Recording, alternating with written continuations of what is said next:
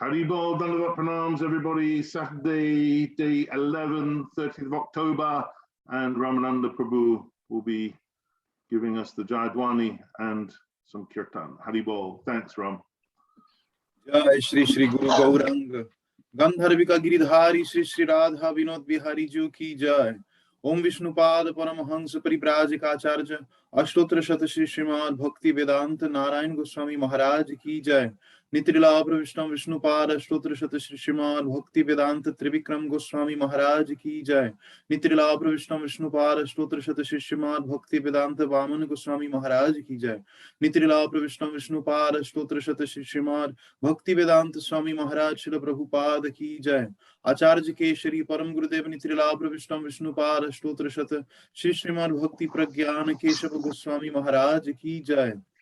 Jagat Guru Nitrila Pravishtam Vishnupad Ashtotra Shata Shri Srimad Bhakti Siddhanta Saraswati Goswami Thakur Srila Prabhupada Ki Jai.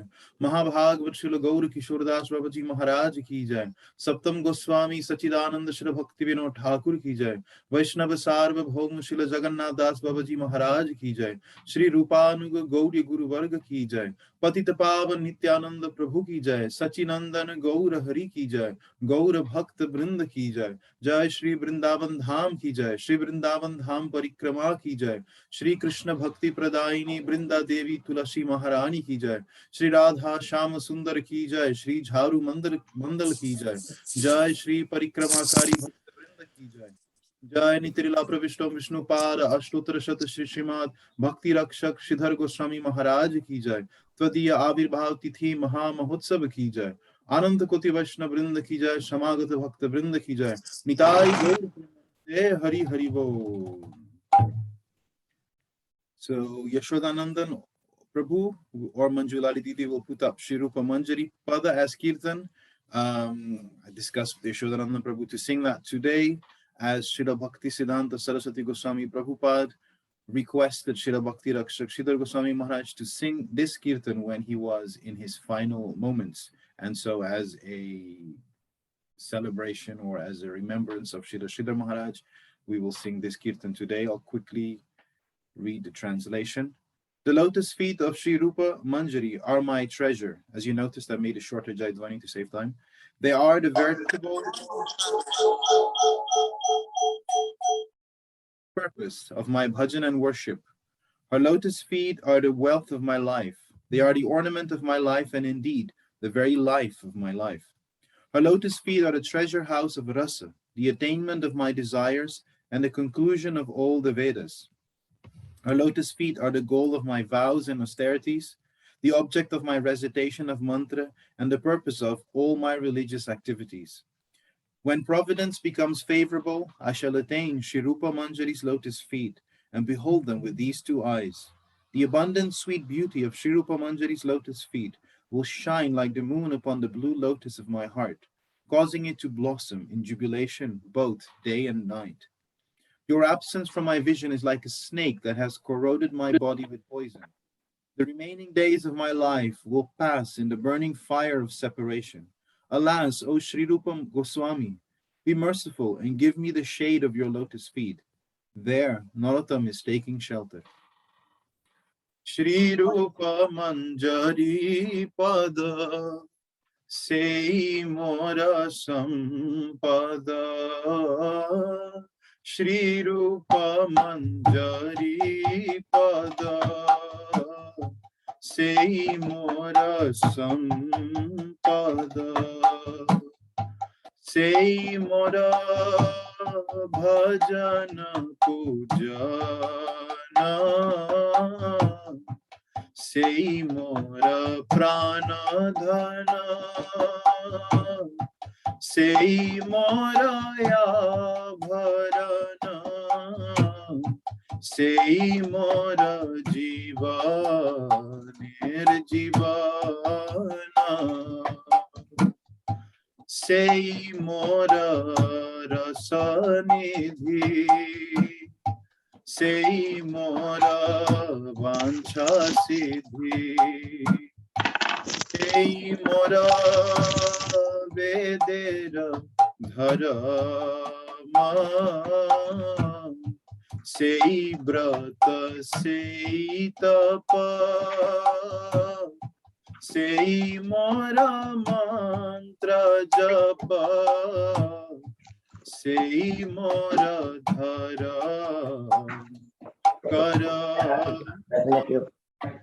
अनुकूल हबे विधि से पदे होइबे सिद्धि निरखिब ए दुई नयने से रूप मधुरी राशि प्राण कुवलय शशि प्रफुल्लित हबे निशिदिने भुवाय दर्शन यहि गरले जारल देहि चिरदिन तापित जीवन महाप्रभु कर दया देह मोरे पद छाया नरोत्तम लइलो शरण रे हाँ प्रभु कर दया देह मोरे पद छाया हाँ प्रभु कर दया देह मोरे पद छाया नरोत्तम लइलो शरण अधम लइलो शरण जय श्री रूप मंजरी जय श्री रूप मंजरी श्री रूप मंजरी जय श्री रूप मंजरी जय रूप गोस्वामी प्रभु रूप गोस्वामी जय रूप गोस्वामी जय भक्ति रक्षक जय श्रीधर गोस्वामी भक्ति रक्षक जय श्रीधर गोस्वामी जय भक्ति रक्षक जय श्रीधर गोस्वामी भक्ति रक्षक जय श्रीधर गोस्वामी हरि बोल हरि बोल हरि बोल हरि बोल निताई गौर हरि बोल हरि बोल हरि बोल हरि बोल निताई गौर प्रेमानंदे हरि हरि बोल Hari Bol, Ramanand Prabhu, thank you so much, and thank you for jumping in at the last moment there. Very much appreciated. Vanchakalpaturvascha, Kripasinduevacha, Patitanam Pavanabhyo, Vaishnavabhyo, Namo Namaha. Om Gyan Tanamandasya, Gyanjana Salakaya, Chakshur Militam Yena, Tashmai Shri Guru Namaha. Trinadapi Sunichina, Taro Api Saishuna, Amanina Manarena, Kitni Sadahari. Tatenu Kampam Susamik Shamano, Bunjavatma Kritam Vipakam, Hitvak Vapudevidam Namaste, Jivata Yomukti Sadaya Bak, Vachavigam, Manushakuravigam, Jivavigam, Rurapastavigam, Etam Vigam Yovisheheta Dira, Savamapimam Pritvim Sasisyat, Anya Balasata Sunyam, Yan Kamadyanavritam, Anu Kalanya Krishnushinam, Bhakti Utama, Jai Shri Krishna Chaitanya, Prabhu Nityananda, Shri Advaita Gadata Shivasadi, Gaura Bhakta Vrinda. Hare Krishna, Krishna Krishna, Hare Hare, Hare Ram, Ram Ram, Hare Hare. Good morning, good afternoon, good evening, beautiful, wonderful devotees. I offer my Dandavat pranams to my Srila Gurudev, Srila Bhakti Raksaka Swami Maharaj, Srila Prabhupada, to the entire parampara, to Sri Raghunath Das Goswami, Sri Rupa Goswami, to Lord Nityananda, to Lord Chaitanya Mahaprabhu, Sri Radha and Krishna, and offer my Shristanga Dandavats also to all of the assembled devotees, all the Zumbies, spelled B-E-E-S, the Zumbies, all the devotees who are going to be watching this on YouTube and Facebook and on recordings. Hari Bol Dandavat Pranams. It is Kartik 2021, Gurudev's 100th appearance year. It is day 11 and it's the 30th October 2021. And it's another relishable day of Harikatha from our illustrious Maharajas, Shripad, Bhakti Ranta, Nemi, Maharaj and Srila Bhaktivedanta, Sripad Bhaktivedanta Tridandi Maharaj, who are so kindly giving this Harikatha so authentically and so heartily on a daily basis. And I think also we have another guest appearance from Shriman Prakashatma Prabhu as well today. So we have triple billing. Today we will be honoring the appearance day of Pujyapad Srila Bhakti Raksaka Sridhara Maharaj. It's his appearance festival. We'll also be remembering, I saw in there, remembering Shriman Gopinath Prabhu, which is very sweet, and visiting Sri Jhadu-mandal and Sri Radha Syamasundara. And forgive me if I'm repeating what Ramananda may have said, because I was just on the phone trying to deal with something, a technical issue. But that song actually is a very incredibly meaningful song to Srila Gurudev. If you've listened to Gurudev's recording of that song, it's absolutely heart-rendering.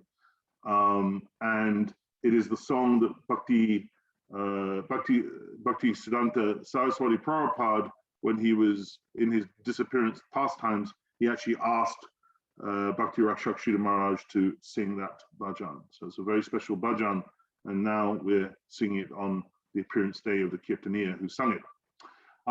Just a small technical announcement, I'll be saying this a couple of times today, is that tomorrow morning at 2 a.m., yeah, don't worry, we're not broadcasting at 2 a.m., we haven't gone mad, but tomorrow at 2 a.m., the clocks go back in the UK and in Europe. So what that means is if you're in America, we will now be, you'll tune in 1 hour later. So if you're in America, you tune in 1 hour later for 1 week. It only lasts until next Saturday. It's a bit complicated, but never mind. And if you are in India and watching this, then you'll be 1 hour later. And if you're in Australia or New Zealand watching it, you'll also be 1 hour later. So for India, New Zealand, Australia, you'll be 1 hour later permanently. For America, you'll be 1 hour sooner, later, yes, also later for 1 week. So I hope I haven't confused everybody. If you're in Europe, it's the same time. And of course, in the UK, you'll be at the same time because you would have changed your clocks as well, we hope. Okay, so I will now hand over to our beloved Sripad Bhaktivedanta Tridandi Maharaj for his usual beautiful where we're going today, showing us on the map and just generally contextualizing. Haribol Maharaj, Dandavat Pranams. Dandavat Shishoda, Dandavat, Hare Krishna. Actually today, Pujyapad Nemi Maharaj will speak first in glorification of Srila Bhakti Raksaka Sridhara Maharaj. We're remaining in our Gopinath Bhavan today, and we'll just be walking around the back of Gopinath Bhavan to visit Radha Syamasundara and Jhadu-mandal. So those two places are very close together, but that's just a little walk from where we are in Gopinath Bhavan. So we're not actually going anywhere. We're not taking a bus. We're just going to be sitting tight in Gopinath Bhavan today. So now Bhaktivedanta Nemi Maharaj will offer his Pushpanjali to the lotus feet of our beloved Srila Bhakti Raksaka Sridhara Swami. Sridhar Maharaj, Bhakti Raksaka Sridhara Maharaj. Jai Nemi Maharaj. Danyavat Pranams. Okay, Yashoda? This is the order. 100%, oh, go for it. He's muted. You've muted him. Yashoda, you have to unmute. Hare Krishna. Power of speech is one of the Vedic elements. Om Jnanatimirandhasya Gyananjana Shlaka Chakshurunmilitam Yena Tasmai Shri Gurave Namaha. Mam Vishnupadaya Krishna Prestaya Bhutale Srimate Bhaktivedanta Swaminiti Namane Namam Vishnupadaya Radhikaya Priyatmane Shri Srimad Bhaktivedanta Narayaniti Namane Namam Vishnupadaya Gaura Prestaya Bhutale Shri Srimad Bhakti Vigyam Bharati Iti Namane Vansha kalpatarubhyascha kripasindrubhyavacha putitanam pavnebhyo vaishnavebhyo namo namaha. Sri Krishna Chaitanya Prabhu Nityananda Shri Advaita Gadadhar Shivasati Shivoktavita. Hare Krishna, Krishna Krishna, Hare Hare, Hare Rama, Rama Rama, Hare Hare. of my humble obeisances and my beloved Diksha Guru, Nityalila Bhavishya Shishima Bhaktivedanta Swami Maharaj, Srila Prabhupada, my beloved Shiksha and Sannyas Guru, Rupanugavara Shishima Bhaktivedanta Narayana Swami Maharaj, my beloved Shiksha Guru, Shri Bhaktivedanta Bharati Maharaj, of my humble obeisances, unlimited humble obeisances at the lotus feet of Srila Bhakti Raksaka Sridhara Swami Maharaj, all the acharyas now Rupa Nurupa Guru Varga, and to all devotees present, listening, and everywhere, headed by Chidandigan, senior devotees, Pujapad Chidandi Maharaj, and all others. Hare Krishna. So today, we're glorifying Srila Bhakti Raksaka Sridhara Swami Maharaj on the blessed occasion of his appearance day. Srila Sridhara Maharaj is a very prominent member of Gaudiya Math, very prominent disciple of Srila Bhaktisiddhanta Saraswati Thakur, very prominent personality in my Guru Maharaj's life in Gaudiya Math and afterwards, also in the life of my beloved Guru Dev, Srila Bhaktivedanta Narayana Goswami Maharaj. Here's a picture of him. Any other pictures you have? There's another one of him sitting in the armchair. I just have this one, but I can look for the other one you were mentioning. Okay, thank you. Here it comes. Srila Bhakti Raksaka Sridhara, our Param Gurudev, Srila Bhakti Pragyam Goswami Maharaj, he, after Srila Saraswati Prabhupada passed away, Saraswati Prabhupada appeared in a dream and revealed the whole sannyas ceremony to Srila Param Gurudev. And his name was announced, Srila Keshav Maharaj. So they looked in the list of sannyas names, and sure enough, Keshav is one of the 108 sannyas names. So Srila Bhakti Pragyam Keshav Goswami Maharaj, on the blessed occasion of Vishwarup Mahotsav, he received sannyas from Srila Bhakti Raksaka Sridhara Goswami Maharaj at Katwa, the place where Sri Chaitanya Mahaprabhu received sannyas.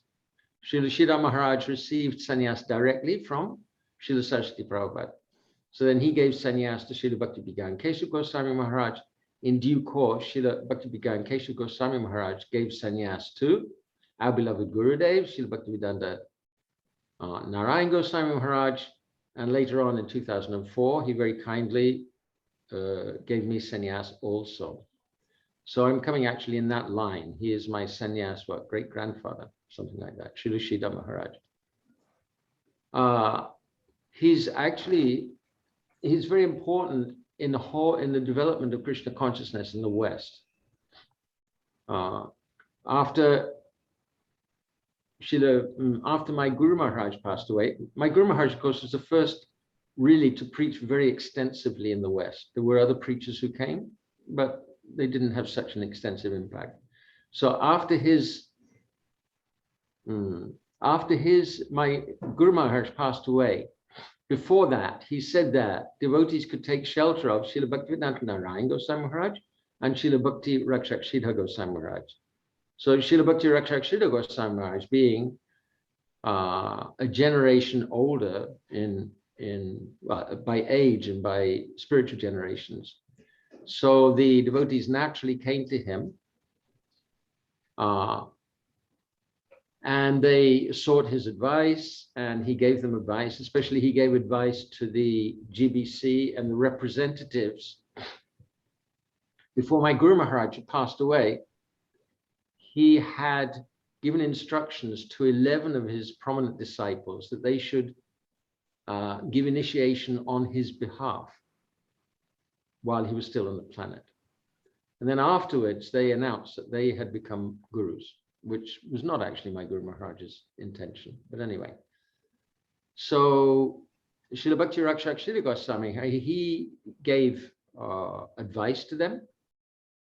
And after some time, they rejected his advice and actually vilified him.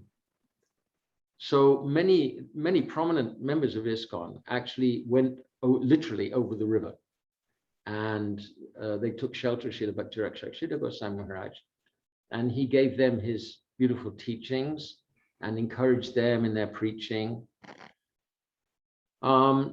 I don't know that he actually wrote many books, but his disciples and followers, they produced very, very beautiful books from his talks, his lectures. And one of the very prominent books is Sri Guru and His Grace. I read it one day. I found it on my Kindle when I was riding in the underground. And I started reading, I just couldn't stop. I was reading when I went out through the barrier. I was going to the Ganga Matas actually. And I just reading and reading and reading. I read the whole thing right the way through. Amazing, beautiful book. Very extremely practical, very insightful, full of Shastric references. It's a beautiful like instruction for post-prominent Acharya times. Guru Tattva, how to find Guru, whether one should take that position or not. So Srila Bhakti Raksaka Sridhara Maharaja, she was born in a very aristocratic Brahminical family. And the first time that he came to the Gaudiya Math, our Gurudev loved to relate this pastime, that he came to Sri Chaitanya Gaudiya Math. No, he came to Sri Chaitanya Math in Mayapur. And one of the first things he saw, there was a jackfruit tree there. And there was a young brahmachari in white with his feet up on the table. And different people were coming up to him. He was like in reflection. Different people would come up to him, even sannyasis, and they'd offer their respects, and he'd give them some instructions, and they'd offer respects and go away.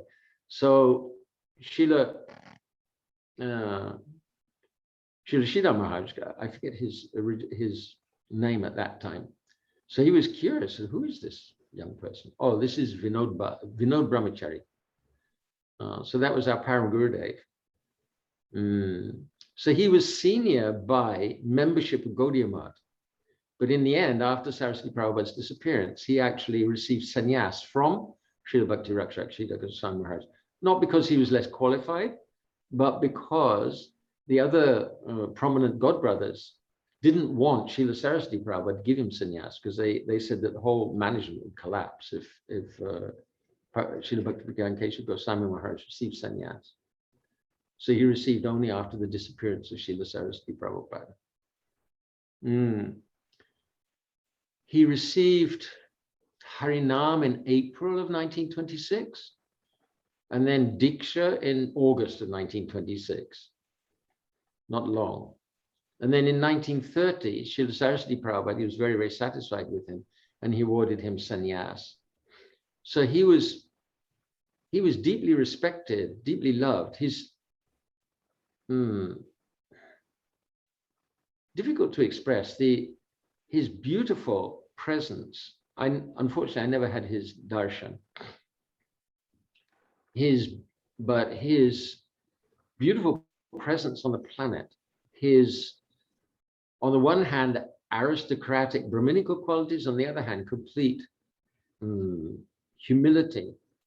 Srila Bhakti Pramod Puri Goswami Maharaj, he mentioned that although he was such a, he was born in such an elevated family, to us that doesn't, in the West, maybe that doesn't make so much sense, but in India it makes a great deal of sense. He was very elevated personality, but he expressed that elevation in his deep humility. On one occasion, there was a meeting to discuss Vaishnava Siddhanta, and he was requested to be chairman. So when he stood on the podium and he began his chairmanship, he said, actually, I'm not qualified to be chairman here, but anyway, on the request of my learned colleagues, I'm accepting this position. So then when there were two spokesmen, one was speaking for Dvaitavad, means Vaishnava philosophy, and the other one was speaking for Advaitavad, means impersonal philosophy. So the first person to speak, this person who's speaking on behalf of Vaishnava philosophy, he praised Srila Sridhara Maharaja's humility. And he said, Vaishnavas are naturally humble. He said, they always say, Dasosmi, I'm your servant. And Advaitavadins, they're all so arrogant, because they say, Aham Brahmasmi, I am Brahman. So, and then he began his speech refuting Advaitavad, non-dualism. Srila Bhakti Raksaka Sridhara Maharaja, he was a very prominent author. He was a great poet, Vaishnava poet. He wrote his stotram, reciting almost all of the pastimes of Lord Chaitanya in verse. And that's still recited. It's long, it's beautiful. And then other very prominent, beautiful poems, like, for example, his poem, Sri Prabhupada Padmastava, for the lotus feet of Srila Saraswati Prabhupada. Extraordinary poetic structure. The last word of the first line becomes the first word of the next line, and the last word of that line becomes the first word of the next line, third line, and then the last word of each third line is padam. And then pranamami padam, pranamami sada, Prabhupada padam. Beautiful poetry, and very, very beautiful. Srila Saraswati Prabhupada loved that poem, and he said that it should be sung in different mats. He wrote others as well, many other beautiful poems in Sanskrit.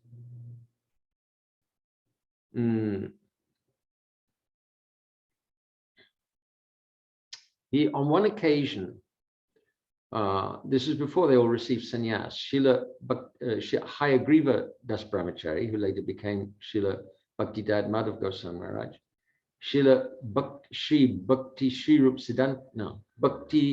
Sarup Das Brahmachari, who later became Sri Bhakti Srirup Siddhanti Maharaj, and Srila Bhakti Raksaka Sridhara Goswami Maharaj. I don't remember if he'd taken sannyas at that time or not.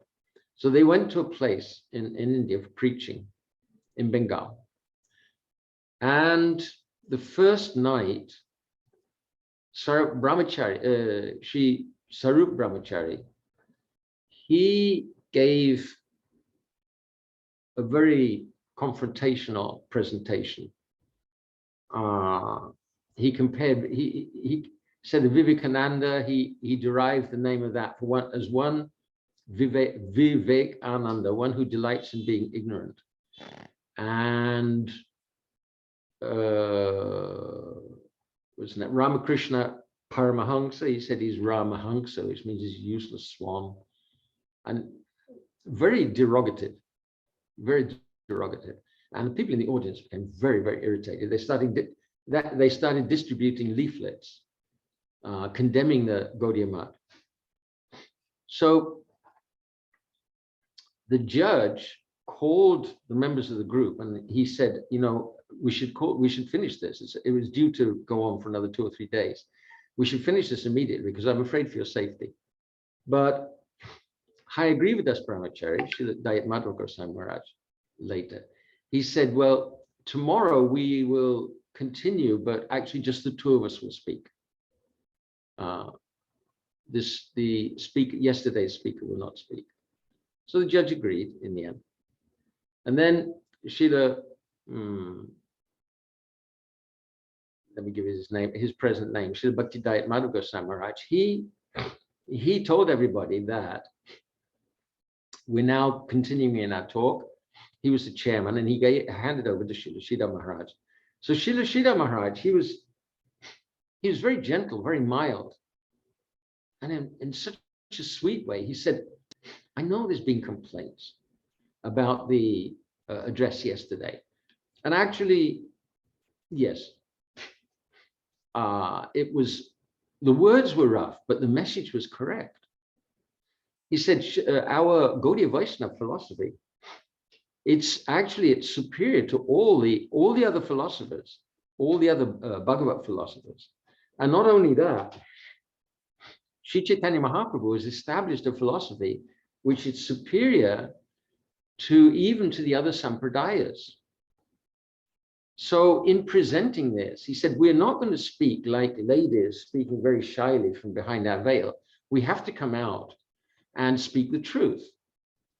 So then naturally, and then he began to point out the defects in the philosophy of Vivekananda and Ramakrishna. And he said, how can we not challenge these teachings? Of course, we may do so in a gentle way or a forceful way, but in any case, we have to. And then he explained the defects. So at the end, the audience was absolutely delighted. They gave tremendous applause, and they requested that they continue for another 15 days there.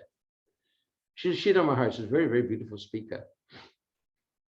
My Guru Maharaj, when he was living in Prayag, still in his family life and still engaged in business, so Srila Sridhara Maharaj actually lived with him for quite a long time. And they used to go out, 3 of them used to go out together. My Guru Maharaj, Srila Sridhar Maharaj, and Srila Goswami Maharaj. So Goswami Maharaj, he was the most prominent collector in the Gaudiya Math. He was very, very talented at receiving donations. And Srila Madhav Maharaj, I think he was the second. So the 3 of them would go out. My Guru Maharaj, he would introduce them to his various business associates, because he knew, obviously, he knew the wealthy people in town. He would introduce them. Then Srila Sridhar Maharaj would give very, very, very sweet and charming Harikatha. And then Srila Goswami Maharaj would ask for the donation. So in this way, they were collecting for the Gaudiya Math. My Guru Maharaj had a long, close association. He actually, at one point, when his family life became very unruly, and on one occasion he came back from work and he couldn't find his Bhagavatam. He asked his wife, "Where's my Bhagavatam? I can't find it." She said, "Oh, I needed biscuits to eat with my tea. So we didn't have any money in the house, so I sold the Bhagavatam to get some biscuits." So my Guru Maharaj says, "So if you had to choose between tea and me, which would you choose?" And she said, "Tea, probably."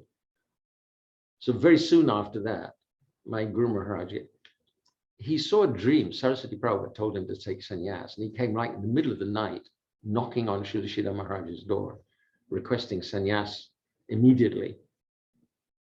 Srila Sridhar Maharaj didn't agree externally because he knew the family so closely, so there would have been problems. But internally, because actually my Guru Maharaj, in the spiritual world, his close connection is with Srila Bhakti Kesha Goswami Maharaj and our Gurudev. Srila Maharaj was present when Srila Bhakti Siddhanta Saraswati Thakur was preparing to leave. And he's very, very advanced, extremely advanced Vaishnava, but he was not such a practiced Kirtaniya. So Srila Saraswati Prabhupada specifically asked him to sing Sri Rupa Manjari Pada. This is just like just a very short time before my Guru Maharaj left this world. Srila Gurudev came with Sheshai Brahmachari. And Sheshai Brahmachari, he was a prominent singer at Keshaji Gaudiya Math in Mathura. So he sang Shri Rupa Manjari Pada for my Guru Maharaj. And then our Gurudev sang Hari Hari Kabe Hoibe Sudina. So Saraswati Prabhupada told Srila Sridhar Maharaj to sing. But others around there, they thought, well, actually, there's another more accomplished kirtaniya here. So they asked another devotee, prominent sannyasi, to sing. He began singing, and Saraswati Prabhu said, no, Srila Sridhara Maharaj should sing. So this was like his parting gift.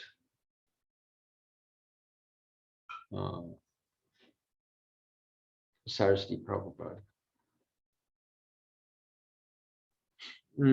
So, as I said, he's provided shelter. His beautiful presentation of Vaishnava philosophy, Vaishnava philosophy in relationship to Western philosophy. He was very keen to read Heidegger and Kant and one other German philosopher, I've forgotten. Hegel. Ah, Hegel, yeah, especially Hegel.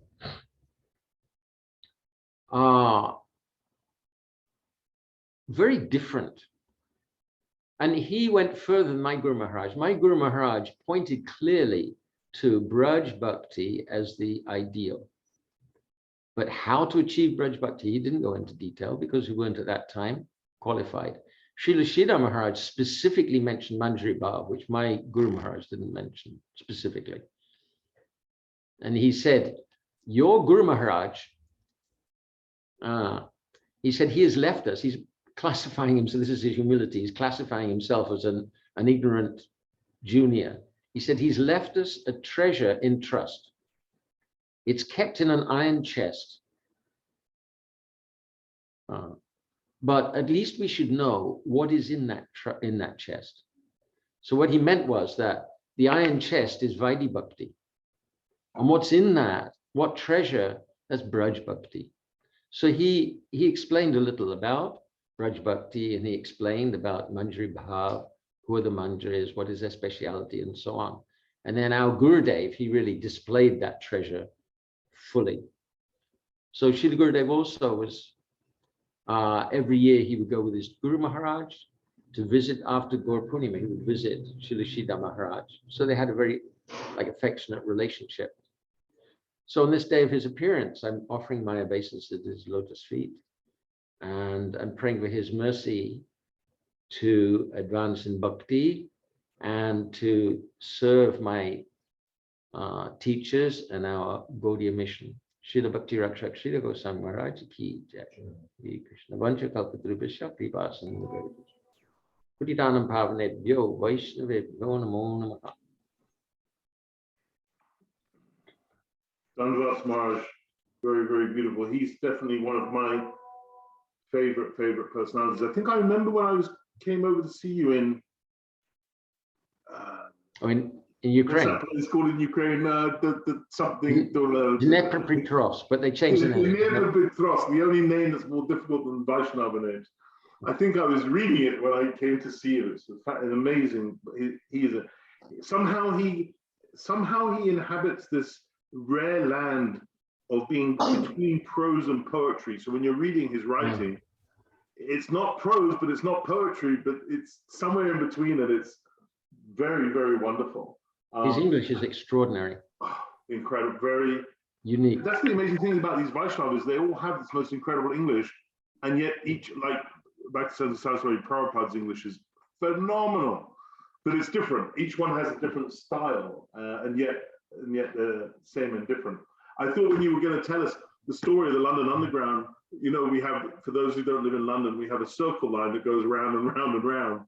I thought you were going to say you ended up going round and round and round until you'd finished the book. That would have been it. I think you should just embellish the story that way, Maharaj. How could I tell an untruth in glorifying our Vaishnava acharyas? What a dastardly suggestion. That poem you were mentioning, can you just give me the name again and tell me, just touch on that guitar a little bit again, because that was very... The poem beautiful. About Sri Chaitanya Mahaprabhu. Yeah, it was just after when you were talking about that presentation between Dvaita and Advaita, and you mentioned about the poem. I'm ashamed to say that I don't remember the exact name of the poem. Oh, But it's long. It's long. I mean, it's a long versification of Sri Chaitanya Mahaprabhu's pastimes. okay. Something Deva Stotram. If you find it at any point, please do share it with me. I'd be really really interested. And I also loved what you said about, I love what I call ontological history, you know, this kind of process of revelation that Prabhupada came and this iron chest idea, and then Bhakti Raksaka Sridhara Maharaja gave us, revealed a bit. He didn't, it's not a question if he gave us more, he revealed more. It was already there, of course. And then Srila Gurudev has given the pinnacle. It's just a wonderful. He hasn't given the pinnacle. Ah. He's pointed to the pinnacle. Who? Srila Gurudev. Our Gurudev. He said, there's so much I want to give, but you're not ready. You will have to take birth with the acharyas back and back and back and back in different universes. He hasn't given the pinnacle yet. Narayan Maharaj said that. Yeah. Wow. Okay, that's beautiful. Well, I think on that note, on that very hungry note, I think that's a great point to move on. That's beautiful, Maharaj. Thank you. I'm going to put that with a red line around it. That's very beautiful.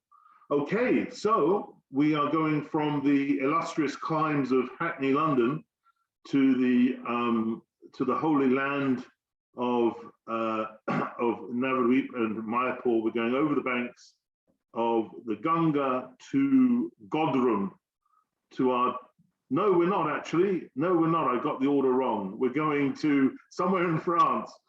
Yes, you're quite right. We're going somewhere in France, and our dearmost Sriman Parikrama Prabhu is going to be speaking on this great, sorry, I'm terrible, aren't I? Prakashatma. See, yeah. Prakashatma. Dandavats pranams, Prabhu. Sorry for mispronouncing your name. I shall practice better. And over to you, Prabhu, for some more glorification of this wonderful personality. Haribol.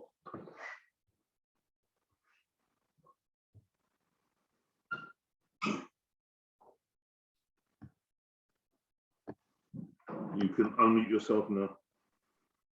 Hare Krishna. I live in Paris, by the way. Ah, just across the channel. Oui, c'est un petit voyage, hein? Mais à ce moment, c'est un grand voyage. Om Jnana Timirandasya Jnananjana Shalakaya Chakshur Militam Yena Tasmai Shri Gurave Namaha Gurave Gurachandraya Radhikaye Tadaraye Krishnaya Krishna Bhaktaya Tad Bhaktaya Namo Namaha. So I offer my Dandavat Pranam to my beloved Diksha Guru, His Divine Grace is Bhakti Vedanta Swami Prabhupada, and the same to my Shiksha Guru, His Divine Grace Bhakti Vedanta Narayan Goswami Maharaj, and the same with His Divine Grace Bhakti Raksaka Sridhara Goswami Maharaj. And it is his birthday today, his appearance day.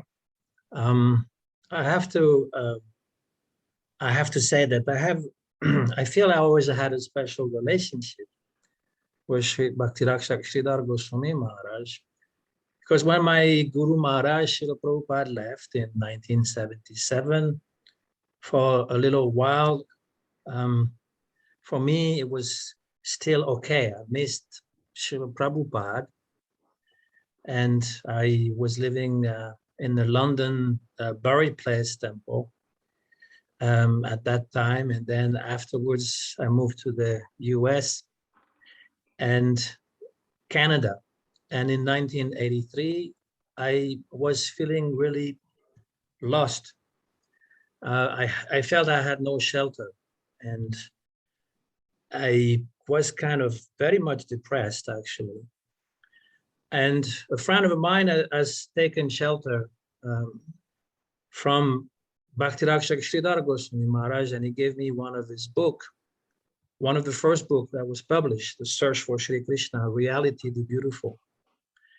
And in the very beginning of that book, Srila Maharaj, he was saying everyone is searching for rasa, pleasure, happiness. And we want individual happiness, but is also Krishna is actually incarnating all the happiness. He's Akila Mrita Murti. Gonna get it. And so we should be searching for him. In the Vedanta Sutra, the very first sutra, it says, Atato Brahma Jigyasa, now is the time to inquire about the absolute. But Chaitanya Mahaprabhu, he came to say that we have to look for Sri Krishna. We have to search for Sri Krishna. This Brahma Jigyasa is kind of a dry logic and dry search. And we want rasa. Krishna is rasa. So actually this is Atato Rasa Jigyasa, Raso Vaisa. The origin of all rasa, of all happiness, is Krishna, and we have to look for him. So I'm just going to read a short passage because this really struck on me. This is the beginning of that book, The Search for Sri Krishna. Sridhara Maharaj is saying, the Vedas say, Shrin Bantu Vishve Amritasya Putra. O you sons of nectar, son of the nectarine ocean sea, please listen to me. You were born in nectar, you were born to test nectar, and you must not allow yourself to be satisfied by anything but nectar. So however misguided you may be for the time being, awake, arise, search for that nectar, that satisfaction. The Vedas tell us Om. Om means a big yes. What you are searching for, that is, don't be disappointed. The Vedas say that the object of your inner search exists. The common search of all your hearts is existing, and your thirst will be quenched. By your constitution, you are meant for that, and you deserve that, so don't be afraid. You have to search for Shri Krishna, reality the beautiful. And this is just the introduction of the book. And when I read this, it was like a bomb. It literally blew my mind because I was so depressed. And here is a Vaishnava who said, don't be depressed. Whatever you're looking for is inside you. And I went on reading. And of course, at that time, we did not know. We just heard a little bit about Sridhar Maharaj. It was one senior Vaishnav leader from Srila Prabhupada Jayatirtha Prabhu, who actually made him known to us by going to see him and having all his disciples, practically these new people coming, initiated by Sridhar Maharaj. And we, at some time also, I read a letter that Pradyumna Prabhu, he was a Sanskritist, Prabhupada.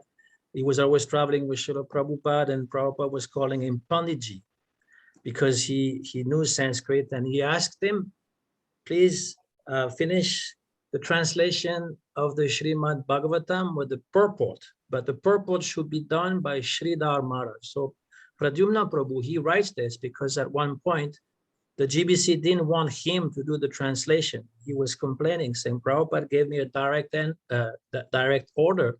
And he said that Sridhar Maharaj, Bhakti Raksaka Sridhara Goswami Maharaj should finish the purports of the Srimad Bhagavatam. Can you imagine if actually this has been done, what difference it will have made? So anyway, this is all we knew. And the other thing is that one sources of my distress was that where can I find Krishna outside of the institution? But here Sridhar Maharaj, he was saying it's within you. Krishna and his prema is within you. And then he goes on, what is Krishna consciousness? It means love and beauty, not selfishness, not exploitation. We see beauty and we want to exploit it. But actually, beauty is the exploiter. It is the master that we have to serve. And what is love? Love means sacrifice. In Vrindavan, the devotees are ready to sacrifice everything for Krishna. We see an example of the gopis. They sacrifice their homes, They sacrificed their children in the meaning they left behind their home, they left behind their children, not like they offer and sacrifice. They left their husband, and even they sacrificed their own dignity and fame, reputation, everything, just to please Krishna, because this is the meaning. We have come to please Krishna. He has called us, he needs us. And this is the call. Krishna is calling us so we can participate in being his servant. If we don't have this, what can we expect? This is still Sridhara Maharaj speaking in that book. The only thing we can expect is death. He's saying, you are so proud of your scientific advancement, scientific civilization, but all you do is exploit nature and endanger the fate of the world, just to fulfill this obsessional desire to have more comfort. Then we increase pollution and war, pandemia, social unrest, unemployment. Those examples I give myself just to make the connection. But he's saying that there's nothing that will satisfy us on the outside. And we have to turn inside. We have to go deep within. Just like if you want to have some pearls, you have to dive very, very deep in the ocean, at the bottom of the ocean.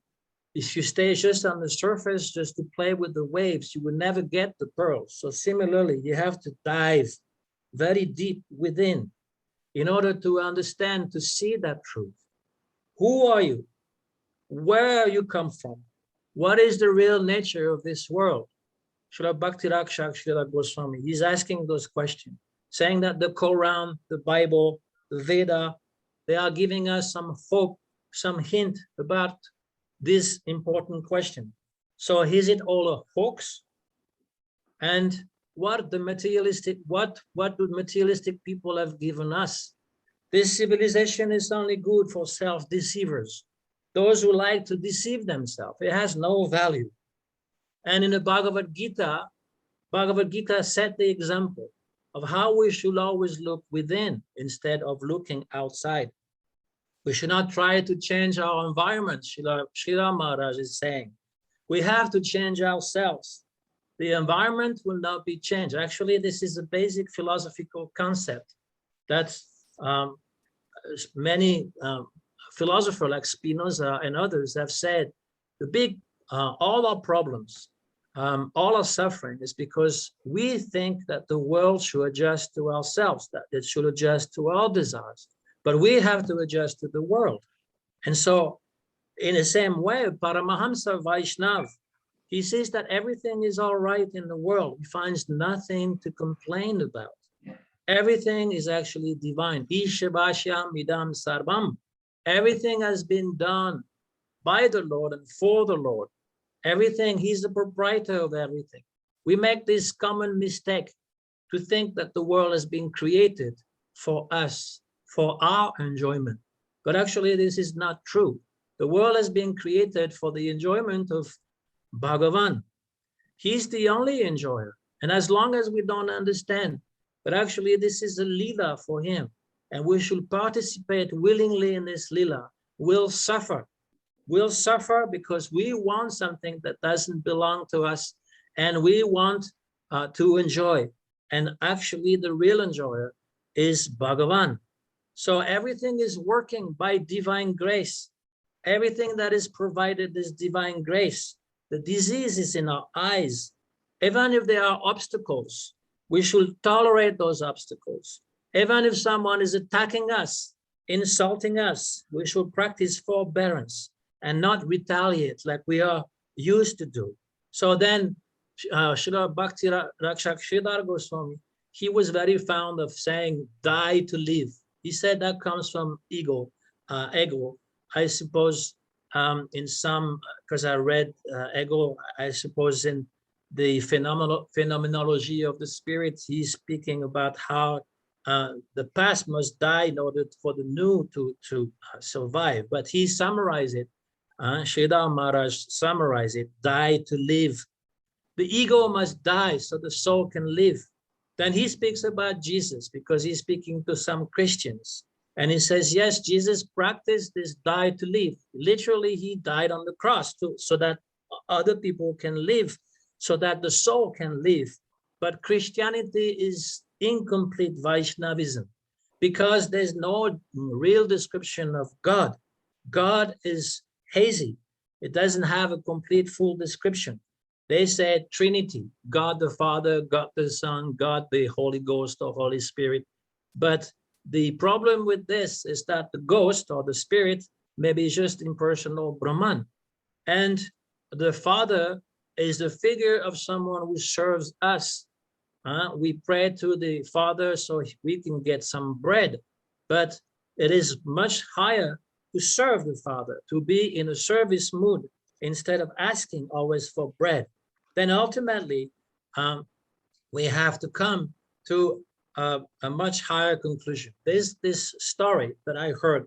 It is in this connection when Mahatma Gandhi was living in south of Africa. He was very much attracted to Christianity and he wanted to convert himself. So he went to a church and they saying that I'm a Hindu by birth, but I want to convert to Christianity because there's some description of love that is very appealing to me, and love your neighbor, love God, and like this. And they told him, you are in a white church, you're not allowed to enter. You have to go to a black church. Black not allowed here. This was the apartheid. And so later on, he went back to India and he also saw the behavior of some Christian British. And his conclusion was, Christianity is very good, but there are many bad Christians. Of course, we can say that about practically everybody. Even some devotees can be bad devotees also. But if you don't know what God is, what is the soul is, there's no way you can actually be sincere in your worship. That is the meaning. Ultimately, you have to give up. I'm coming back to Srila Maharaj.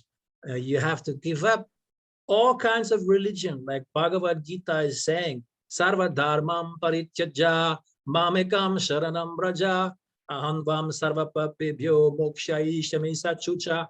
Sarva dharmam parityaja, you just abandon all kinds of dharma, all kinds of religion, and please surrender to me. But Srila Bhakti Raksaka Sridhara Goswami, he's translating Braja, Sharanam Braja, come to Braj. Leave everything behind and come to Braj. So this is a very deep understanding of how different religion can lead. Ultimately, he says maybe Jesus, he may have come to our line, to the line of Vaishnavism. And Srila Gurudev, he said that Jesus actually went to Vrindavan. He said that. And he got the name of Krishna. He liked this name, Krishna, and he said, I will be called Christ. Okay, this is what Gurudev is saying. And so another thing in this book, The Search for Reality, the Beautiful, when I read about the origin of the soul, Srila Maharaj is saying clearly that the soul comes from Brahma Jyoti. And it makes so much sense to me at that time, because how can it fall from Goloka Vrindavan? He's the first one to have spread this idea that we don't fall from Goloka Vrindavan. He's saying Brahma Jyoti, because we can fall from Brahma Jyoti, because we don't serve. Of course, our Srila Gurudev is saying differently. We come from Mahavishnu. That is okay. But still, Srila Maharaj is the first one. Then Srila Govinda Maharaj also, he said, we don't come from Brahma Jyoti. Then Srila Gurudev and all Gaudiya Math. But this was a clear distinction from what we've heard. And then he also speaks about the different levels of devotees according to the Brihad Bhagavatamritam. In this little book, there's so many information. In this little book, he speaks, like Sri Gurudev will speak so much on the Brihad Bhagavatamritam. And he is giving in a nutshell, saying how there's a gradual progression of bhakti. Bhakti is endless, actually. There's knowledge is endless. That's why he can say that Christianity is not accomplished. It is some kind of Vaishnavism, but incomplete. And there's always some deeper truth to it. So he's saying how the Brahmana worshiping the Shila, Narada Muni, he was wanting to know what is the absolute worship. So he saw this Brahmana worshiping the Shila, then he get acquainted with him. And this Brahmana is saying, no, no, no, I'm not worshiping the Supreme with sincere devotion. You have to go to the king of Puri, who is in charge of Jagannath Puri. And so he goes there and he serves. Eventually, he becomes actually the head priest of Jagannath Puri. But then he hears that actually there's a higher deity in heaven and worshipped by Indra. And he wants to go to heaven. And because he's reciting this Gopal mantra, then immediately he goes to heaven. And then from heaven, then he hears that there's a higher God, Brahma, who is the creator of the world. So he goes to go to Brahma. He also becomes Brahma eventually. Then he goes after that to see Shiva. Then after that, he goes to see Prahlad Maharaj. Shivaji is saying, no, no, you're praising me, but it's not good. You have to see, Narada Muni doesn't become Brahma. I'm sorry, I make a mistake with this Gopal Kumar. He just visits different places because the story repeats itself in the Brihad Bhagavatamritam. This is Gopal Kumar who actually become the king of Puri, then he becomes Indra, then he becomes Brahma. But Narada Muni, he keeps his identity. Then after Prahlad Maharaj, the Pandavas, then Uddhava, and ultimately the Gopis, ultimately Srimati Radhika. And this is already given in a nutshell by Srila Bhakti Raksaka Sridhara Goswami Maharaj. He was giving so much information, so much jewels. And this idea of Brihad Bhagavatamritam, now with Gopakumar, this is the idea that he gave to Srila Prabhupada to this big planetarium they're building in ISKCON Mayapur. Actually, it is based on the story of Gopakumar going from one place to the next to the higher, not like a map of the universe according to Puranic laws, but more like a spiritual progression to the highest goal, because this is what he's speaking. He gave so many wealth, and like it was said before, he didn't write necessarily those books. It was from speeches, from encounters with devotees. They compile all these very beautiful books, Shri Guru and His Grace. And then there's another little book concerning the explanation of the Gayatri mantra and how Gayatri actually is Srimati Radhika. And he explains exactly with each word how this is explaining. This is Shri Krishna. Deva means Krishna, and then Bharanya and the glow, the effulgence is Srimati Radharani. And he gave such a beautiful definition of this Gayatri mantra that he got the title Deva, Bhakti Raksaka Sridhara Goswami Dev, because he explained how the Brahma Gayatri is not the worshipping of the sun, like some people think, or Brahman, or Surya's son, or Agni, or different Devata, but is actually worshipping of Radha and Krishna. And therefore, this is the highest mantra that you can recite. Of course, after that is Gopal mantra and Kama Gayatri, but this Brahma Gayatri is in the Rig Veda, one of the oldest mantra. And so there's so many other glories, but when I was reading this little book, I remember I remember where I was, but it's like I had a vision. 20 minutes has passed, by the way. Okay, then I'm finished. No, Okay, I just wanted to say that I saw his form in front of me, that he manifested in front of me, literally. I saw his form in front of me, like he was speaking directly to me. And in my heart, I felt like Srila Prabhupada was speaking. He was speaking the same way, even though the language was so different. So thank you very much. And I offer my Dandavat Pranam to all the Vaishnava, Vaishnavi, and to Bhakti Raksaka Sridhara Goswami Maharaj, so I can progress in this path of bhakti. Vansha kalpatarubhya kripa sindhubhya evacha patitanam pavanebhyo vaishnavebhyo namo namah. Thank you so much, Shriman Prakashakta Prabhu. That was really beautiful, and thank you. I felt bad cutting you off because actually it was such a relishable sharing. And I really appreciated you being saying how you were depressed after Srila Prabhupada left, and how Bhakti Raksaka Sridhara Maharaj really gave you the not just the hope, but also the direction how to continue. And right at the beginning, I underlined it 3 times. Sometimes people say things that cuts through all the complexity of Krishna consciousness into its beautiful, heartly simplicity. And when you said that he had said in his first book, what you read, you said that everybody is searching for us, and we're born in nectar, and we shouldn't be satisfied with anything less. I mean, you couldn't summarize Krishna consciousness up better than that in one sentence. It's so beautiful. Like whenever you're, even momentarily, even if you're having a moment of lethargy or doubt or negativity, you just remember that, and you're like, okay, yes, I know which way to go at every point. It's beautiful. And I know you have been a priest. Are you still an acting Christian priest? Yeah.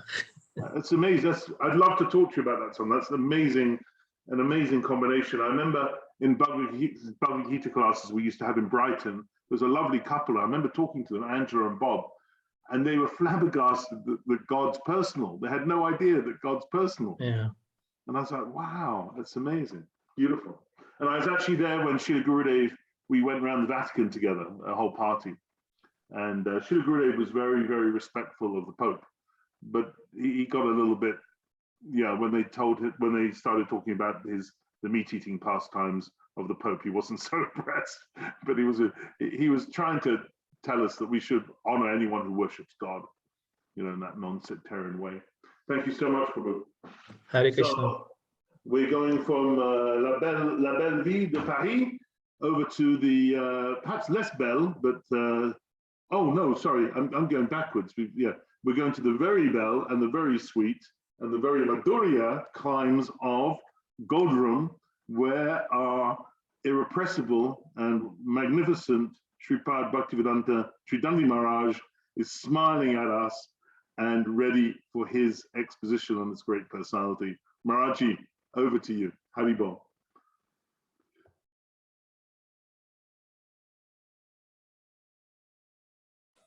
Thank you. Try to muzzle us all today. Oh, no, you did. Okay, you've muted yourself. Are you supposed to mute yourself, or just can't I hear you? Didn't hear you. Oh, there you go. Okay, open again. Thank you, Prabhu. Thank you. Thank you, Yashoda. You are the irrepressible one. Thank you, Yashoda. Gurave Gaura Chandraya Radhikaya Tadavaye Krishnaya Krishna Bhaktaya Tarabhaktaya Namo Namaha. Om Magnat Mirandasya Gyananjala Shalakaya Chakshu Unmilitam Jina Tasmai Shri Gurave Namaha.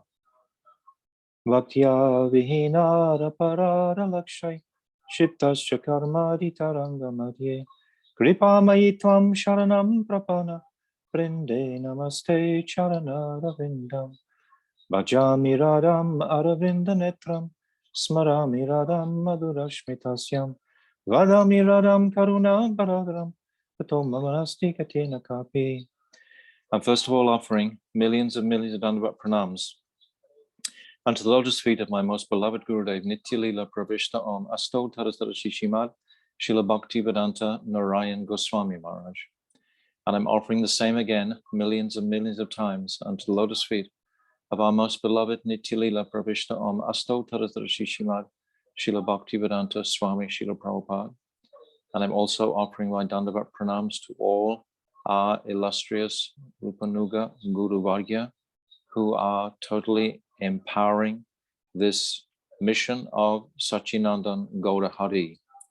And I'm particularly offering my gratitude and profound dandavats unto our most beloved Srila Bhakti Raksaka Sridhara Goswami, whose appearance day we are celebrating today. my Dandavat pranams, and my Dandavat pranams to all the Vaishnavas and Vaishnavi devotees of the Lord, headed by the Tridandi Gan, dear Bhaktivedanta Nemi Goswami, Nemi Maharaj, and all the devotees. My Dandavat pranams to you all. Vansha kalpatarubhyascha, kripa sindhavevacha, patitanam pavnibhyo vaishnavebhyo namaha. So today is an exceptional day in our Parikrama. We've had many days out in the fields of Braj, wandering around, tuning into the atmosphere, the cows, the sakas, the gopis, the Jamuna, all the incredible forests and the beautiful pastimes that revolve around those forests. And it's been a very packed Leela Katha that we've been listening to throughout. But today, somehow or other, something else opens out where we get another flavor when we begin to describe the extraordinary glories of this exalted personality, Srila Bhakti Raksaka Sridhara Goswami. His glories are extensive, as we've heard from our Bhaktivedanta Nemi Maharaj, as well as our dear Sriman Prakashatma Prabhu. His glories touch the heart of so many sadhaks, Srila Bhakti Raksaka Sridhara Maharaja, even though he considered himself, and he would say, after the departure of his beloved Gurudev, that he was somewhat of a backward pushing man.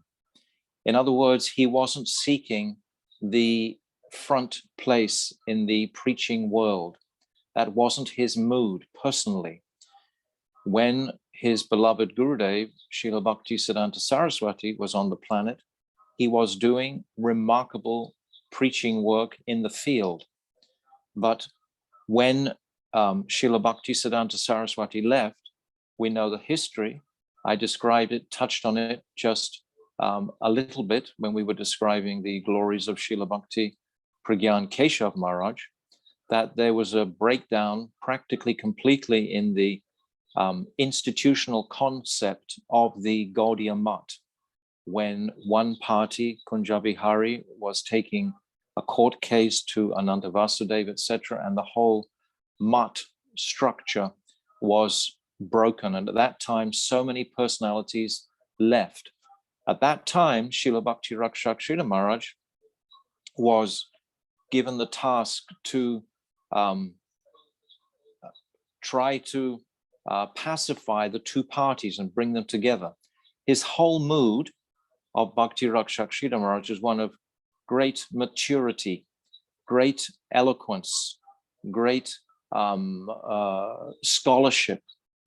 This is he was a lawyer previously, before he came to devotional service, but his whole mood was very grave and very gentle and very respectful in all ways, coming from a Brahmin family, etc. So he was listened to by all parties, but he also became exasperated at one point when it just became too obvious that this was not the path that his beloved Gurudev, Srila Bhakti Siddhanta Saraswati, wanted him personally to tread, because all these persons, Srila Bhakti Pragyan Keshav Maharaj, Srila Bhakti Pramod Puri Maharaj, Srila Bhakti Raksaka Sridhara Maharaj, who else? Srila Bhakti Dwight Madhav Maharaj, many prominent sannyasis of Srila Bhakti Siddhanta Saraswati, they all left, but they all left independently and individually. It wasn't that they made a collective to decide, yes, we're going to reject this institution that our beloved Gurudev has erected. They all just became disgusted with the acts that were taking place. So Srila Bhakti Raksaka Sridhara Maharaja at that time, it's described that he took a house in Navadvip, just as his dear godbrother, Srila Bhakti Pragyan Keshav Maharaj, did the same thing. And Srila Bhakti Raksaka Sridhara Maharaj was delving deeper into his own personal bhajan. We can imagine when the such a powerful personality as Srila Bhakti Siddhanta Saraswati left this world, how many jewels in the hearts of his followers did he leave with them to unpack? So they were somewhat reflective, mining the wonderful jewels that Srila Bhakti Siddhanta Saraswati had mercifully bestowed in their hearts, just like with our beloved Gurudev. So many jewels of nectar needed to be churned and appreciated deeply, significantly, to come to a genuine appreciation of them. Everything about Srila Bhakti Raksaka Sridhara Maharaja, it just it has an atmosphere of genuineness, sincerity, urgent purpose in the realm of sweetest, sublime love and affection and thoughtfulness. In my own personal experience, as we've been hearing from the other two speakers of Nemi Maharaj and Prakashatma, I'll just take a moment just to relate my personal experience. I never met him, but I had my first contact with him in 1980 in Sridhar Mayapur, where I was put on a guard at the GBC meetings that were going on. And we were warned not to let anybody in who had come from the other side of the river from Srila Bhakti Raksaka Sridhara Maharaj. We were told, I was a young devotee in 1980, we were told explicitly that no Bhakti Raksaka Sridhara Maharaj disciples were allowed to come in. And we were at this meeting guarding the doors, and suddenly the doors of the GBC meeting burst open. And one sannyasi, he raced out. And the other sannyasis, they called after him to us, the guards, catch him, don't let him go. So we were running very fast in the night after this sannyasi. We didn't know who he was or what was going on. But basically, he had come from Srila Bhakti Raksaka Sridhara Maharaj, and we were supposed to capture him or something of that nature. But this was the atmosphere, is what I'm just sharing with you, that I was born into, so to speak, in my relationship with Srila Bhakti Raksaka Sridhara Maharaj. He was the opposition, so to speak. This is how I was being programmed. And it wasn't until 1991 when I personally moved to Vrindavan, and I was in family life at that time. And at that time, my wife, she came back in the ashram and she was carrying Sri Guru and his grace. And I said to her, what are you doing reading that book? This is a banned book. You're not supposed to read that book, because this is how we've been trained. And then she turned to me and she said, this is really, really good. So I took it off her just to make sure. And I read it. And I was just completely, like Nemi Maharaj was describing, totally enwrapped, totally intoxicated, more than anything by the gentleness of the language. The language was just absolutely so appealing and gentle and soft and understanding. And from that moment in 91, for the next 2.5 years, I read every single book that Srila Bhakti Raksaka Sridhara Maharaj had available, most of them, as we've already heard, that were written, penned by his followers or those admirers of his, who took his words and created the most incredible books for us. And for me personally, in my experience, it was like I was breaking the bubble of the ISKCON mentality of restrictive thought by allowing this gentle person to open my heart in a very, very special, sacred way. And with that opening, simultaneously, practically, I came in contact with our beloved Bhaktivedanta Narayan Goswami Maharaj. So these two things happened in my life simultaneously. So I'm so indebted to the writings in particular, even though he called himself, as I said, a backward pushing man and wasn't preaching in the front line, the amount of energy that he was able to place in the world, or Krishna placed in the world on his behalf. He wasn't advocating publish my books. He wasn't advocating printing my books and sending them away. It was his followers, those who went and heard his divine words. They took his words knowing that they were absolutely relishable jewels, and they were what the people, the devotees at that time needed so much, because by that time, of course, by the early 1990s, Bhaktivedanta Swami Prabhupada had left this world in 77.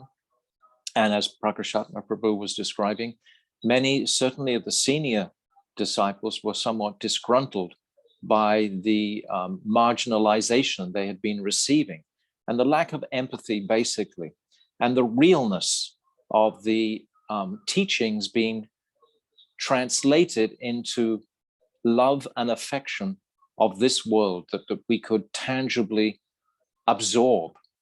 So Srila Bhakti Raksaka Sridhara Maharaj, he filled this void. We see, if we want to look at the whole graph, we can say from Sachinandan Gaurahari through Rupa Goswami, and we can appreciate all the different personalities along the way who are adding, contributing to the immense jewels of this Vaishnava tradition, which has come down to us.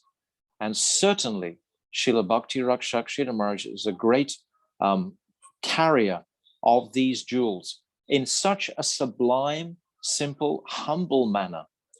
I'm thinking also just like Srila Gaurkishore Das Babaji. He didn't do any very much external preaching at all. And yet he empowered by his character and nature Srila Bhakti Siddhanta Saraswati to do the immense amount of preaching work that he did in his life. So it's not always that character who's out the front, who's actually having the final impact in the hearts of the devotees or the sadhaks. It's often just the simple-hearted sincerity of some genuine personality in his contemplation.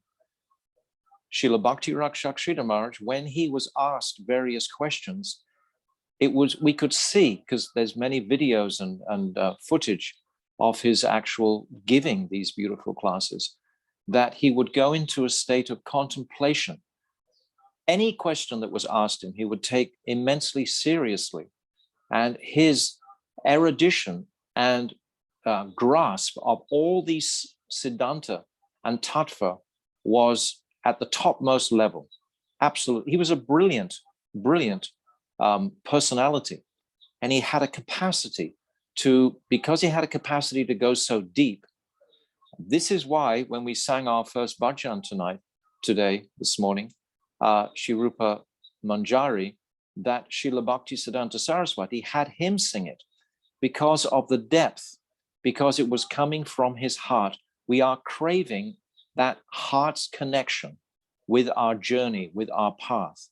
We hear so much tattva, so much siddhanta, etc. And this is absolutely vital to purifying our avidya, our ignorance. But at the same time, the heart must be nourished by genuine sweetness and beauty. Beauty is the highest extreme object. It's the first quality of Krishna. Krishna has 6 qualities, and his first quality is beauty itself.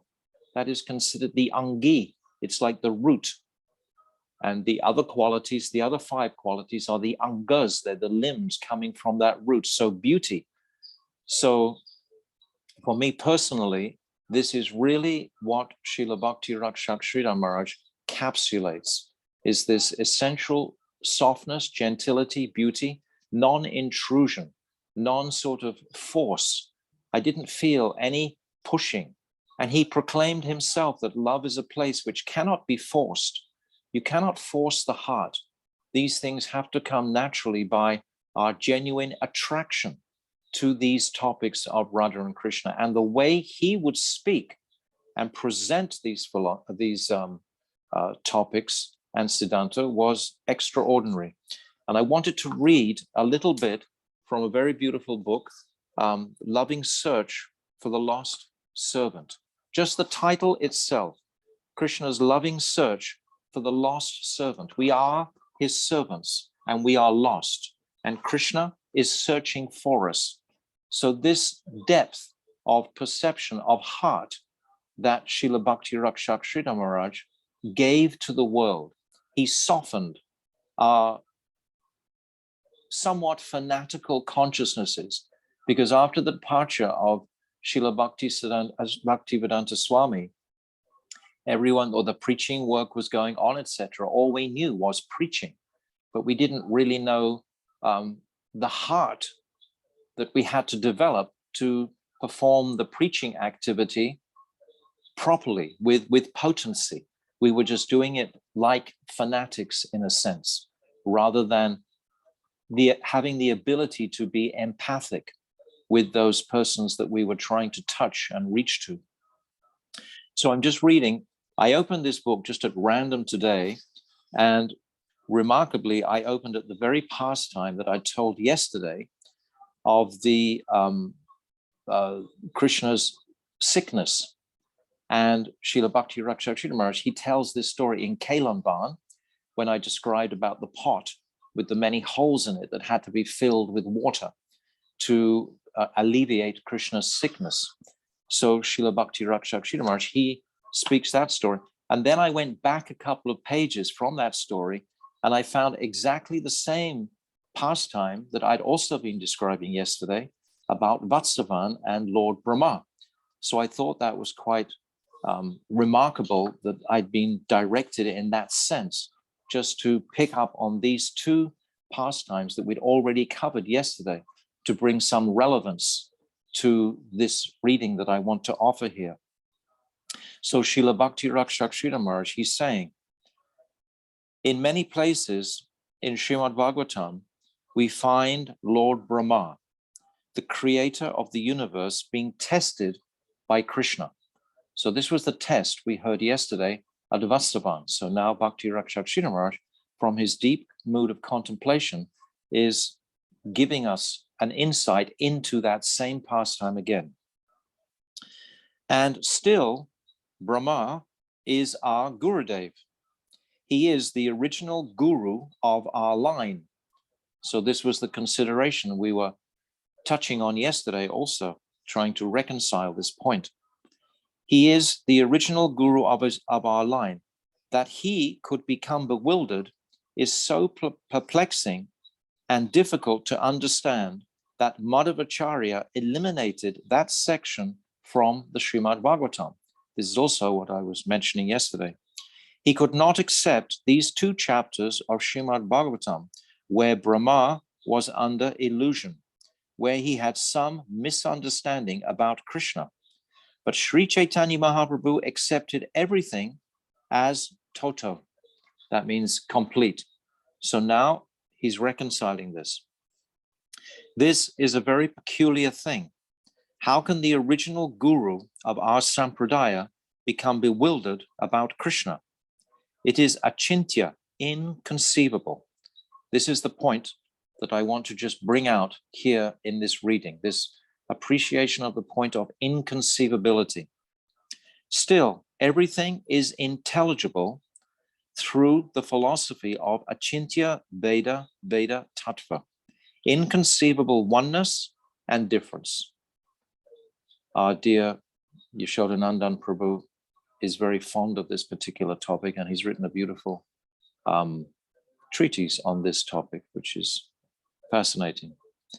How can we accommodate that our original guru becomes perplexed, not only once, but twice? That is Leela, a divine pastime.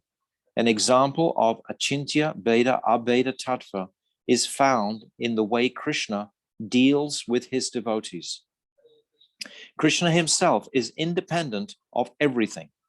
Still, sometimes he shows himself to be completely subordinate to his servants and must do whatever they want him to. Then again, sometimes he completely ignores them. These are the spontaneous pastimes of the sweet absolute. Sometimes he shows absolute submission to Srimati Radhika, and again, sometimes he ignores her. This is the very nature of Krishna Leela. So I can sense that Srila Bhakti Raksaka Sridhara Maharaj is really going deeply personally into this topic in his heart himself.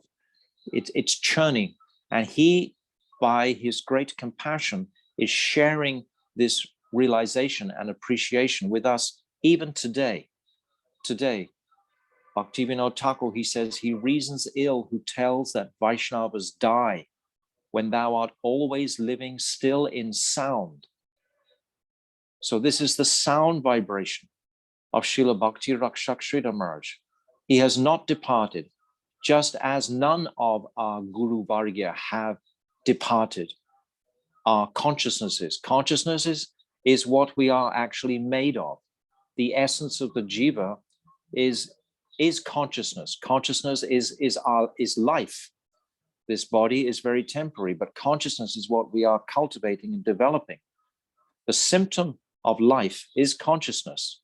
So this consciousness is being ignited today by Srila Bhakti Raksaka Sridhara Maharaja.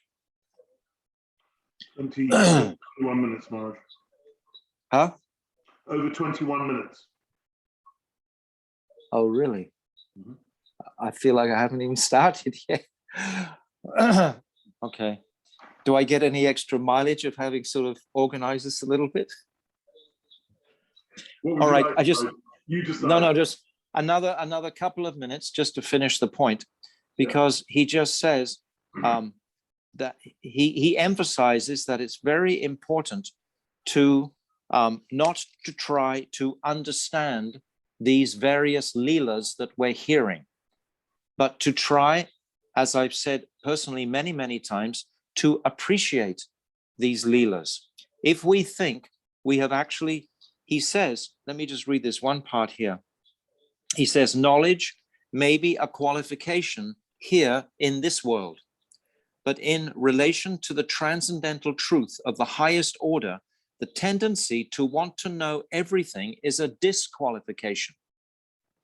We want to know the value of everything. We want to have the key to everything in our possession.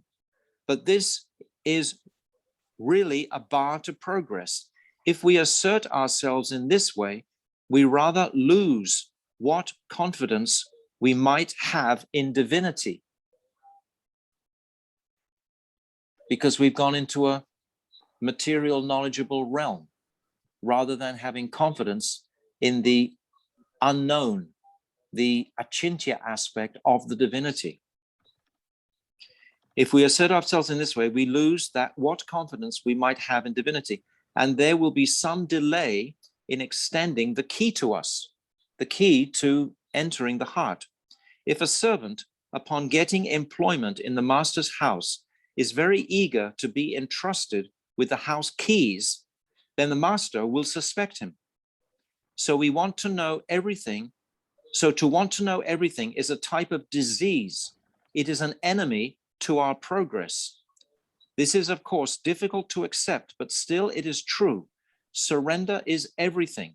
What cultivation of knowledge do we find in the gopis, the most exalted devotees of Krishna? What was their acquaintance with scripture? Nothing. What we understand to be standard purity, what we think to be knowledge, all these things are disqualifications in giving pleasure to the absolute. An example of how our misconceived standards of purity and chastity are disqualifications can be seen in the following story. And then he's going to describe this story of Krishna being sick and Radharani filling up a container filled with holes. It's inconceivable. We cannot conceive of it, but it's a so that point I think is very, very valid, but there are a million jewels of that nature. Prakashatma Prabhu also brought out many of those aspects of those qualities. So today, with great joy and happiness, we're celebrating this illustrious person in our Rupanuga Guru Vargya and appreciating the immense gifts and sweetness that he's given to us. So Srila Bhakti Raksaka Sridhara Maharaj Dev Goswami Ki Jai. Also, while I'm here, we have two places that we're going to visit today on the Parikrama. And I'm just going to run straight into the next Parikrama place where we're going to go, which is the Jhadu-mandal, which is very close to Radha Syamasundara. So after I've spoken this, then our dear Bhaktivedanta Nemi Maharaj will come and speak about Radha Syamasundara, because that's where we're going on a very brief parikrama today. We're just going on a brief parikrama. So is that okay, Yashoda? Yeah, perfect, Maharaj. Before I just ask you some questions and respond to you, I'm very grateful because Sriman Jiva Pavana Prabhu had some personal darshan with Bhakti Raksaka Sridhara Maharaja. He's just going to speak for about a minute, sharing this with us. Great, so go ahead, great. Prabhu. Thank you. Oh, I have to unmute you. Where are you? Gosh.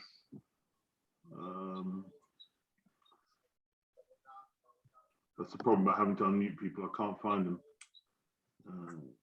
Don't you have a list?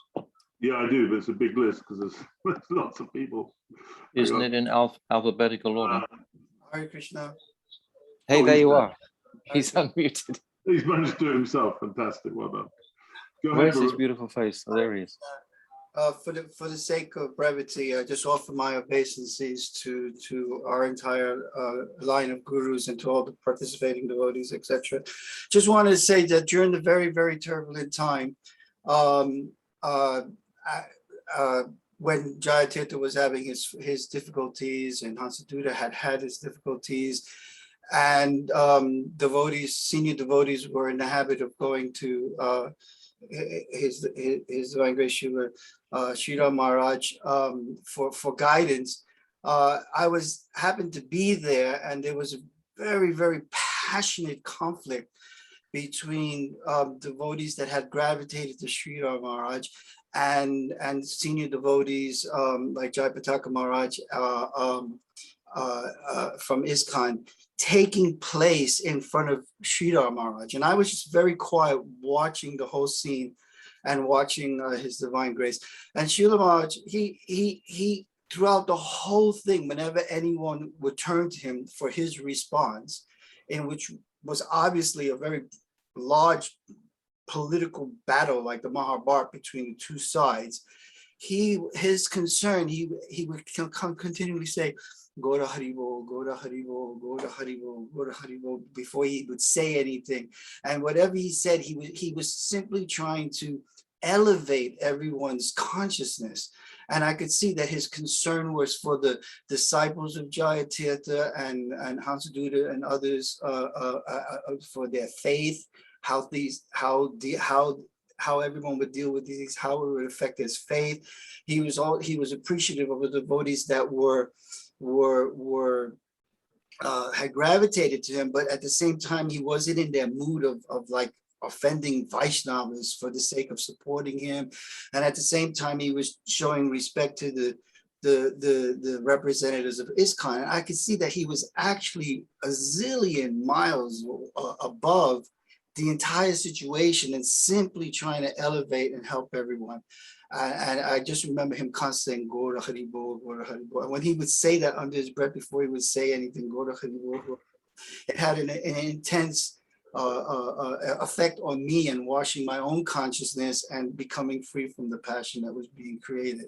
So I just wanted to mention that because of something that Maharaj said that reminded me of that particular darshan. Thanks, Prabhu. Actually, it really chimes nicely with what Maharaj was saying, because the principal message I got from Maharaj's exposition is how so many people in ISKCON were in need of the manifestation on this earthly plane of love and affection as an expression of Krishna philosophy, and that there was a dearth of that, and he exemplified that, yeah. Which is very, very wonderful, and that's exactly what Srila Gurudev has in abundance. Maharaji, I love what you said about how Bhakti Siddhanta Saraswati Prabhupada left so many jewels in the hearts of his devotees, which then manifested and unfolded. And your story about Vraja-mandala coming back with the book, with Shri Guru and his grace, but you didn't tell us whether you gave it back to her. You said you took it off her. Did you give it back to her? Hang on. Yes, we shared it. Oh, good. We good, shared good. it. We shared it. And also, I've kind of thought about this before, but the Kartik Leelas are making a deeper impression of perhaps this observation that a lot of the things that have happened with ISKCON, you know, like in the spiritual world, there's always this dynamic where there's a constraint on there's a two parties. Yeah, and there's a constraint on the love in order to nourish and intensify the love of the other. And in a sense, that's what ISKCON, that the dynamic with ISKCON can be looked at in that way to some extent. Yes, very good. Nice observation. Yeah. Very nice actually, observation. If you see it in that way, and you see how many people like yourself, like Jiva, that so many people have crossed, as you said, like crossed the river, how that has, if you hadn't have done that, if you hadn't have given up your reputations, if you hadn't have taken that risk, then a lot of power, spiritual power and mercy may have not flowed into your heart in the same way. So exactly the same way with our Bhaktivedanta Narayan Goswami Maharaj. So many people left that, yes, you know, wonderful institution of ISKCON and crossed that river and were condemned, vilified for doing so. And yes. that just, I mean, just like the gopis had to leave their homes, their families, etc. So we've had different opportunities in life to just withdraw that extra baggage perhaps that we might have taken on board from a different institution that has to be just dropped off to go to the next stage. And let's see now. It's the risk you're taking. It's the the risk. You mentioned, I just want to clarify something. Did Bhakti Raksaka Sridhara Maharaj? Oh no, you seem to link. Yashoda, just hold 1 second. Let me just give a beautiful expression from Bhakti Raksaka Sridhara Maharaja about risk, because what you just said then and what we've just discussed in the last few minutes is about that. And he says, risk enhances the mood of love. Oh. It is a necessary part of the highest form of love. This is actually one of his quotes. So risk, so we take a risk, we jump off the cliff, so to speak, with great faith that we are in the right direction. Well, that's exemplified by the gopis, right? So yes, entirely. Can I just clarify something? The link between Bhakti Raksaka Sridhara Maharaj and Srila Gurudev for you was what? Was that you said he broke that kind of bubble. That was the link, was it? Okay. Yeah, for me. And also, I just want to add one thing. Because I had been thinking all the time, of course, that ISKCON was the only group in the world for advocating Krishna consciousness. Yeah. I wasn't allowed to sort of entertain an appreciation for the Gaudiya Math. I think this is where Jiva Pavana Prabhu, he has so much experience there. I was hoping that he would say more about his association. So one other thing I'd like to add is you said how not to try to understand the Leela, but to appreciate the Leela. And in fact, if we serve the Leela with our hearts through our ears, then surely we get the most benefit. Yes, well, serving and appreciating, if you're in astonishment and you're not trying to categorize it logically or rationally. Yeah. Rupa Goswami, Rupa Goswami, this is his teaching. He says that rationality and logic have no realm in the world of rasa. Nothing is logical, the way Radharani sometimes goes into man with Krishna for no reason whatsoever. She just suddenly decides that actually, Krishna, I'm going to go in a man now. And Krishna, like, just what's he supposed to do with that? You know, it's just remarkable. No cause at all. Sahetu, it's called. No cause to this man. She's just suddenly decides to do, and it's all to bring out love. That's a very nice point you're making, I believe, Yashoda Prabhu. By these differences and these apparent battles, we can say, that go on, are all progressive. We can see, just like Bhakti Raksaka Sridhara Maharaja himself said, he said, everything in the environment is always friendly for bhakti. Everything is friendly for bhakti. If our vision is on devotion, then the environment is always friendly. Wonderful, wonderful, wonderful. We're now going to finish. Thank you so much, Maharaj. That was And thank you for all three incredible expositions on Bhakti Raksaka Sridhara Maharaj on this very auspicious day. So we're going to now finish up in Hackney, London, with our beloved Sripad Bhaktivedanta Nemi Maharaj, and he's going to take us on our short parikrama today of Sri Jhadu-mandal and Sri Radha Syamasundara. Hari Bol. Welcome back. Where is he? I just need to ask you. Yeah. Okay.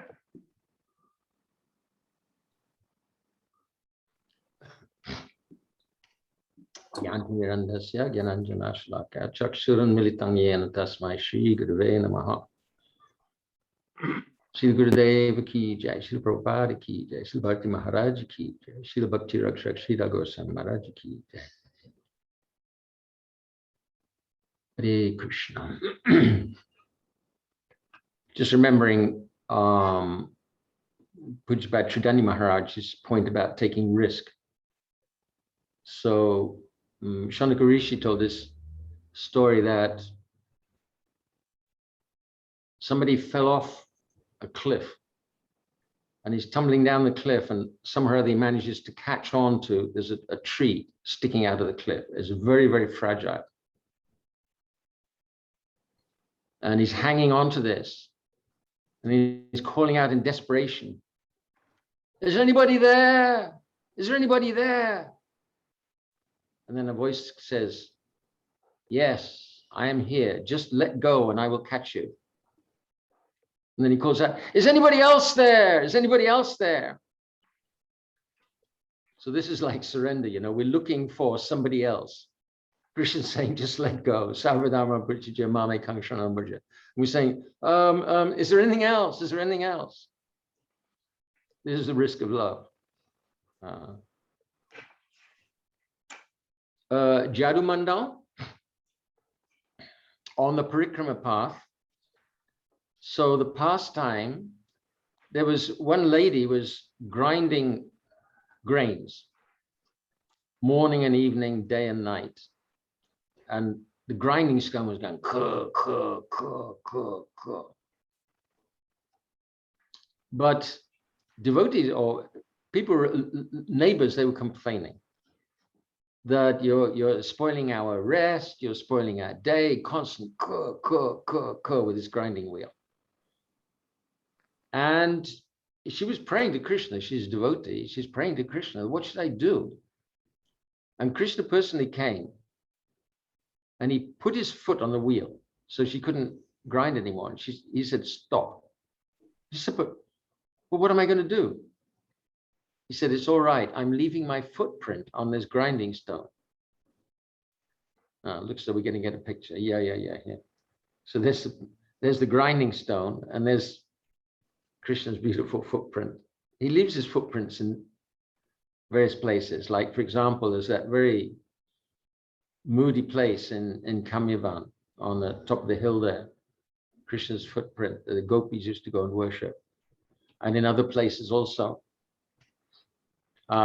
We were at, I forget what the place is called, but there's a lot of footprints in one place. We were there with Srila Gurudev and Srila Trivika Maharaj. So one of those footprints is huge. You know, it's like this. And Srila Trivika Maharaj said, "Just see how great my Lord is." And Gurudev said, "No." He said the rock was soft and his foot slipped. Anyway, this footprint is, so Krishna said in this footprint that the neighbor, everybody will come. My footprint is here. Everybody will come. They will take darshan of my footprint and they'll leave some donations. So there's no need for you to go on grinding corn. So this is one pastime here, Jhadu-mandal. I'm also, we'll talk also about Sri Syamasundara temple. Syamasundara temple, it's on the road between Lower Bazaar and Radha Damodar temple. One of the very, very popular temples. One of the characteristics there is Radha Syamasundara there. They're very strict about not photographing inside. But Radha Syamasundara there, they dress him up in different poses. So last time I went, which is quite a while ago, he was dressed up as a doctor, and he had a stethoscope and I think he had an electronic thing for registering blood pressure and like that. So many different. Okay, this is Radha Syamasundara. Hare Krishna. So it's a wonderful temple, wonderful tradition. The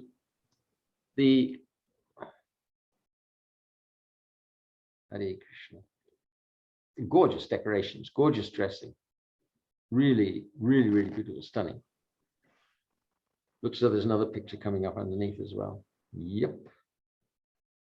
And it's very, very beautiful artistic decoration. Amazing. Simply amazing. And underneath? No, there's something else. This is everything to Radha Okay. Syamasundara. Sri Radha Syamasundara ki jai. So, Shyamananda, the temple is connected with Shyamananda Prabhu. So a couple of days ago, we glorified Narottam Prabhu, Narottam Thakur. And Shyamananda is the third member of Prabhu Troy. He came later than, he came to Srila Jiva Goswami later than Srivas Thakur, Srinivas, yeah. Later than Srinivas and Narottam Thakur. Also an amazing personality. He's coming in an amazing line. His Param Guru is Gauridas Pandit, who had this amazing relationship with Gaurnitai deities, which by Chaitanya Maharaj has related that, how Gaurnitai actually manifested there. Gaurnitai manifested the deities, and when Gauridas Pandit didn't want to let Gaurnitai go, the deities started to leave. So they're very amazing deities. Then Gauridas Pandit had a disciple who's also had an extraordinary relationship with the deities. And on one occasion, they left the altar. Gauridas Pandit was in Man with his disciple, and the deities left the altar and joined in the kirtan with his disciple. And then when they saw Gauridas Pandit coming with a stick in his hand, Lord Chaitanya actually hid in the heart of the disciple. So Gauridas Pandit offered obeisances. Then he said, "Oh, your name will be Hriday Chaitanya." So Hriday Chaitanya is the spiritual master of Shyamananda Prabhu. But Shyamananda didn't have that name when he first came to Vrindavan. Jiva Goswami gave him the task of sweeping in Seva Kunj. So sweeping is a very extraordinary function. Like we know that Prataparudra Maharaj, for example, he was sweeping the floor in the ground in front of Lord Jagannath. And by that sweeping specifically, he received the mercy of Lord Chaitanya Mahaprabhu. And Narottam Thakur was sweeping the toilet area of his Guru Maharaj, Sri Lokanath Das Goswami. My Guru Maharaj also, I related how Sri Dayananda Das Babaji Maharaj, late at night, he saw my Guru Maharaj sweeping in the courtyard of Radha Damodar, in the Samadhi area of Radha Damodar, crying and crying, "Oh, Guru Maharaj, you give me such a task. How can I fulfill this task?" So for us, sweeping is no big deal. You know, you pick up a broom and you sweep. But in India, it's not expected that elevated personalities will sweep. So Shyamananda's humbly sweeping there. And on one occasion, he found an amazing anklet with ankle belts on, golden, effulgent. So he was very enlivened. And he came back to show it to Srila Jiva Goswami, his Shiksha Guru. So Jiva Goswami said, "Oh, Jiva Goswami said, oh, these don't give this back to anyone. If anyone comes and asks for it, you say that I will only give it back to the original owner. So then 2 girls came and they said, oh, Babaji, you found any ankle belt? I said, yeah. Oh, so you give it to us. It belongs to our Saki. He said, no, no, no, she can come herself. Anyway, I want to make sure that it matches the other one on your Saki's foot. And then they're arguing, hey, Babaji, you want to associate with some young lady? What kind of brahmachari you are? And they're having this like joking exchange. But in the end, they blindfolded Shyamananda Prabhu and brought, of course, it's Lalita and Vishaka, and they brought Srimati Radhika, and he was able to tie the ankle belt on Srimati Radhika's ankle. But before that, she made a tilak, special tilak, on his forehead with the ankle belt.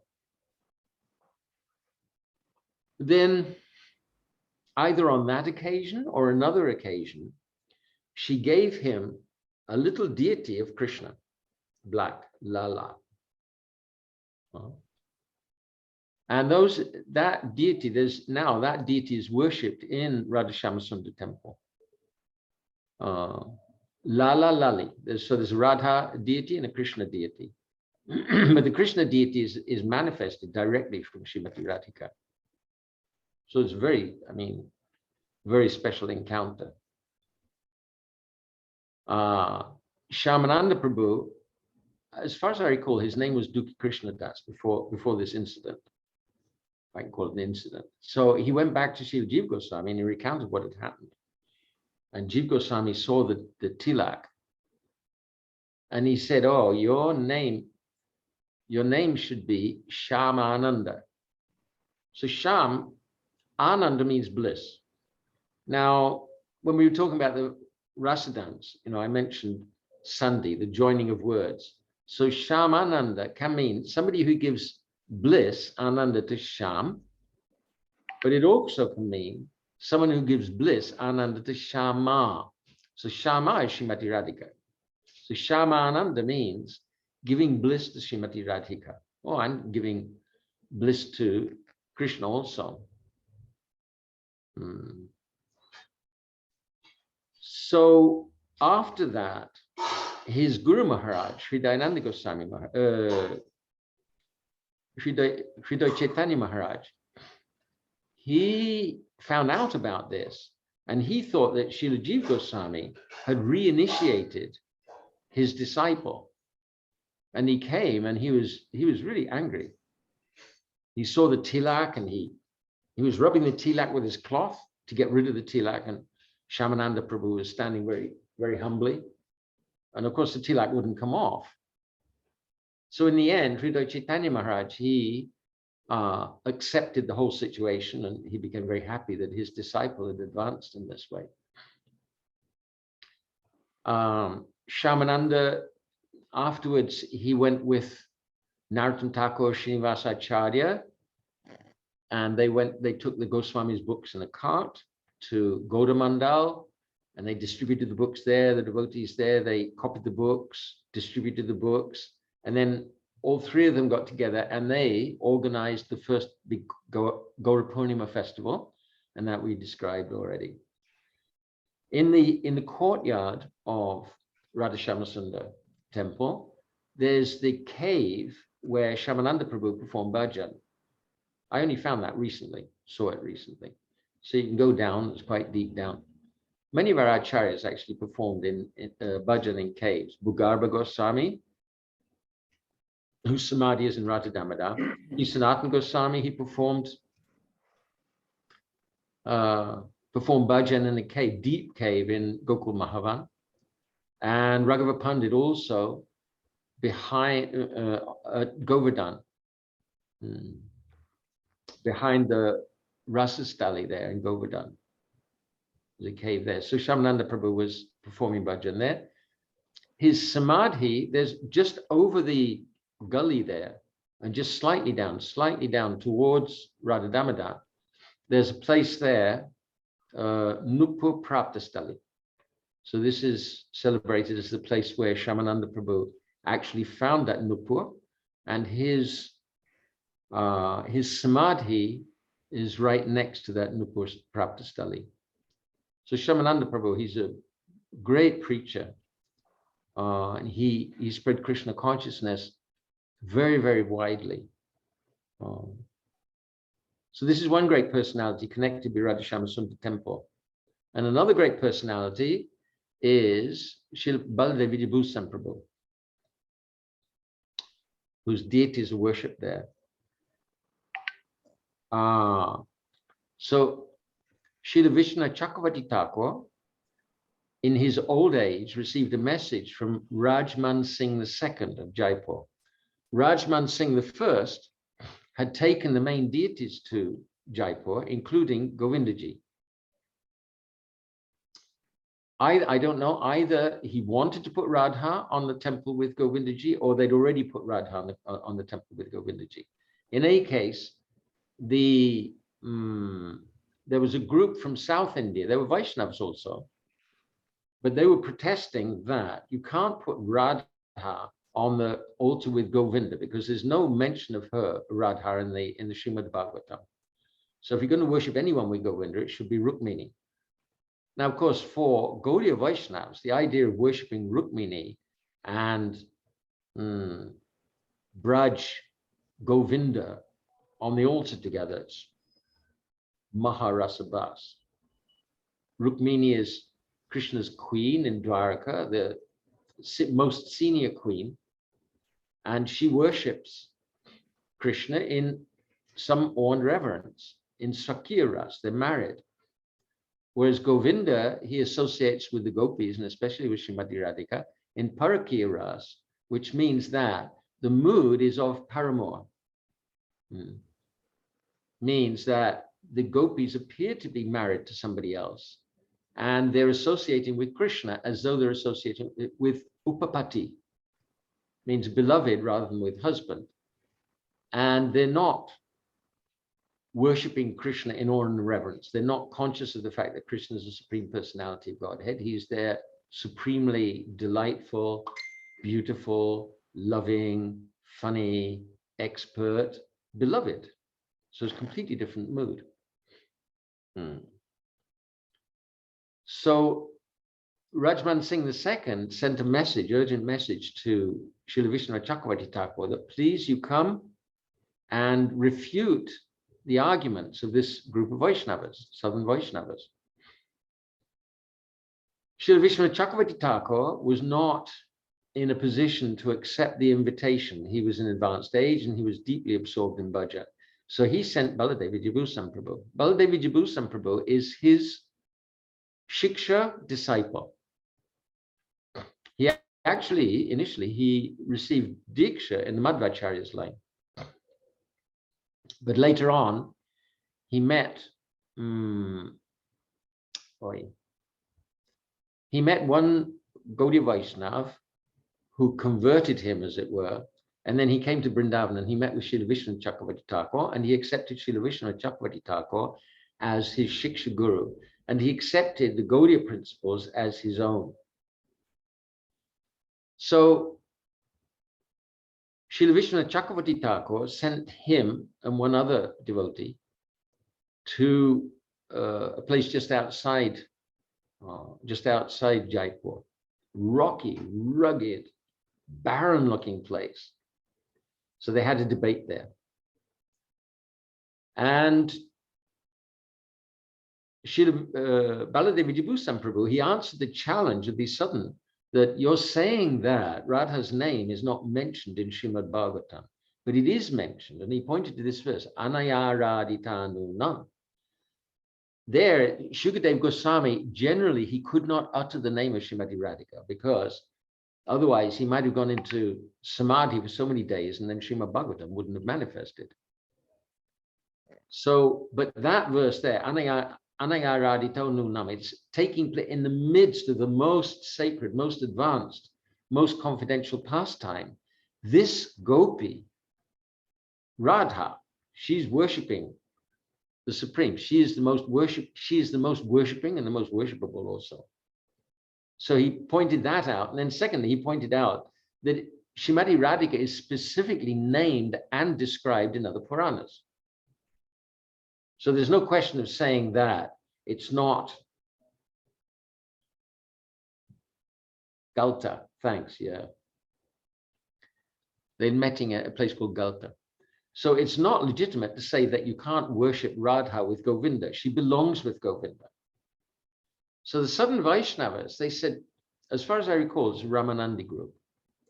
They said, well, okay, we accept that, but we can't accept you as a bona fide line because you don't have a commentary on Vedanta Sutra. So Baladev Vijayabhushan Prabhu said, but we don't need a commentary on Vedanta Sutra because Srimad Bhagavatam itself is a commentary on Vedanta Sutra, and that's stated explicitly in Garuda Purana. They said, no, we don't accept that argument. All the authentic lines, Sri Sankaracharya has got his commentary on Vedanta Sutra, Sharak Bhasya. And then all the Vaishnava lines, Madhvacharya, Ramanujacharya, Nimbaditya, Vishnu Swami, they all have their commentaries, but you don't have a commentary, so we can't accept you as an authentic line of Vaishnavas. So what you're saying has no real validity, and therefore we still can't allow Shri Radha to be on the altar with Govinda. So Baladev Vijayabhushan Prabhu, he prayed to Krishna, what can I do? You have to help here. So at the end of Govinda Bhasya, Baladev Vijayabhushan Prabhu says that Krishna dictated this commentary, Govinda Bhasya. So he dictated this commentary, and in a very few days, he manifested this full commentary, establishing the full teachings of Lord Chaitanya Mahaprabhu. And my Guru Maharaj also, he dedicated his Bhagavad Gita, he presents to Baladev Vijayabhushan Prabhu, who presented Govinda Bhasya so nicely. So he actually followed Govinda Bhasya, Baladev Vijayabhushan Prabhu's commentary on Bhagavad Gita, but also my Guru Maharaj also manifested his books in a very amazing way. On one occasion, some reporters were asking Srila Prabhupada, why do you say that what you're saying is not different from what Krishna said? So when his disciples started to explain that, because Krishna instructed Narada Muni and Narada Muni instructed Vasudev, so in this way it's coming down in the disciplic succession. And my Guru Maharaj said, no. So Krishna tells me directly what to write. So in this way, so Krishna is dictating to Srila Prabhupada in the same way as Krishna dictated to Srila Baladev Vijayabhushan Prabhu. So he presented his Govinda Bhasya, and the Southern Vaishnavas had to accept his points, and Shri Radha was established on the altar with Govindaji without challenges, and there they stand to this day. Namo Baladevaya Vidyabhusana Namine. Radha Govinda Preshtaya Vedantavit Varayate. So I offer my humble obeisances to Baladev Vijayabhushan Prabhu, who's decorated with the name of Vidyabhushan. He's decorated with knowledge. He's very dearly beloved to Radha Govinda, and he's the best of all those who know Vedanta. And with this, Hare Krishna, I will leave my words as they are. Hare Krishna, Vancha Kalpatarubhasya, Kripa Sindhubhyacha. Putitanam Pavanebhyo, Vaishnavebhyo, Namo Namaha. Dandavat Pranams, Maharaj. That's a beautiful Leela. Can I just clarify a couple of things? I've probably been a bit slow after 2.25 hours, the brain slows down a bit. Yeah, you said that the anti-party said we can't accept you, therefore we can't accept your deity Radha, obviously, because they thought Rumini should be on the altar, as your line has no commentary on the Vedanta Sutra. And then you said that Baladev Vijayabhusana said something about refuted their point in some reference to Srimad Bhagavatam being what exactly? Srimad Bhagavatam is the natural commentary on Vedanta Sutra, and that is stated in the Garuda Purana. Oh, Maybe Chaitanya Maharaj may be able to quote that verse. I'm Sutra. ashamed to And that's say stated that. where? In the Garuda Purana. Okay. Got it. That makes sense. Thank you. And the other question I had was, how does Govinda Bas, the writing of Govinda Basya, solve the problem about having no commentary on the Vedanta Sutra? It is a commentary on Vedanta Sutra. Oh, that's what it is. Okay. Govinda Basya is commentary on Vedanta Sutra. It's amazing. Okay. Amazing commentary on Vedanta Sutra. Wonderful. Thank you so much, Maharaj. That's beautiful. Thank you for your wonderful katha this morning and every day. It's been this nectarian bliss, I have to say. Thank you to Sripad Bhaktivedanta Chidandi Maharaj. Thank you so much to Shriman Prakashatma Prabhu from Paris. And thank you so much to our beloved Sripad Bhaktivedanta Nemi Maharaj in London. A beautiful another day. Oh, one thing I should mention is tonight, UK time anyhow, 6 p.m. We have our program as normal. We've actually got Shriman Achyutananda Prabhu from the East Coast of America speaking, who had a lot of association with Bhakti Raksaka Sridhara Maharaj. So tune into that, because that should be pretty special. And just a reminder again, tomorrow, day 12 of this splendiferous 100th year Gurudev appearance year, Kartik Parikrama. For those of you in America, it's going to be an hour later. So more bhajan for the morning, which is great. And for those of you also in India, New Zealand, Australia, it'll be an hour later. For those of you on the continent of Europe, it will be the same time, because I believe your clocks change at the same time as our clocks. I think actually Danny Maharaj wants to be unmuted. Yes. Shall I unmute him, Maharaj? What do you think? Give him the power of speech. Yeah? Okay, Maharaj. Yeah. Okay. Here you go. Thank you. Thank you. Are you done? I just want to say that for tomorrow, everyone has to pack their bags tonight, because we're leaving for Govardhan tomorrow. An early start. We have a long journey out to Govardhan, and we'll be stopping at Chandra Sarovar, where again, Nemi Maharaj, he will describe the glories of that Ras Leela at Chandra Sarovar.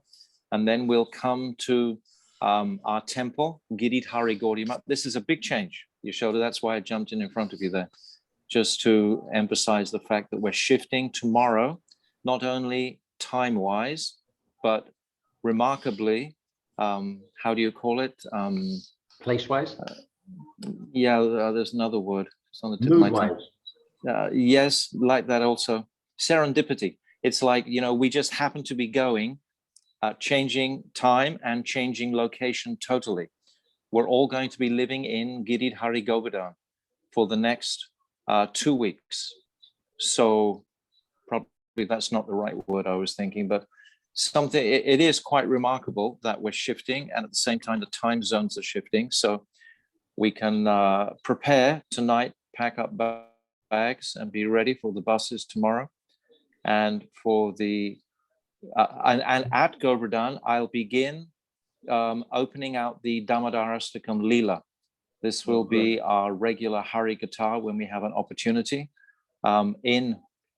during this month of Kartik. So I'm just going to make an overview presentation tomorrow after we've heard about the Ras Leela in Chandra Sarovar. Then I'll just begin that Hari Katha in preparation. Throughout the month, you're going to go through each verse one by one as well, right?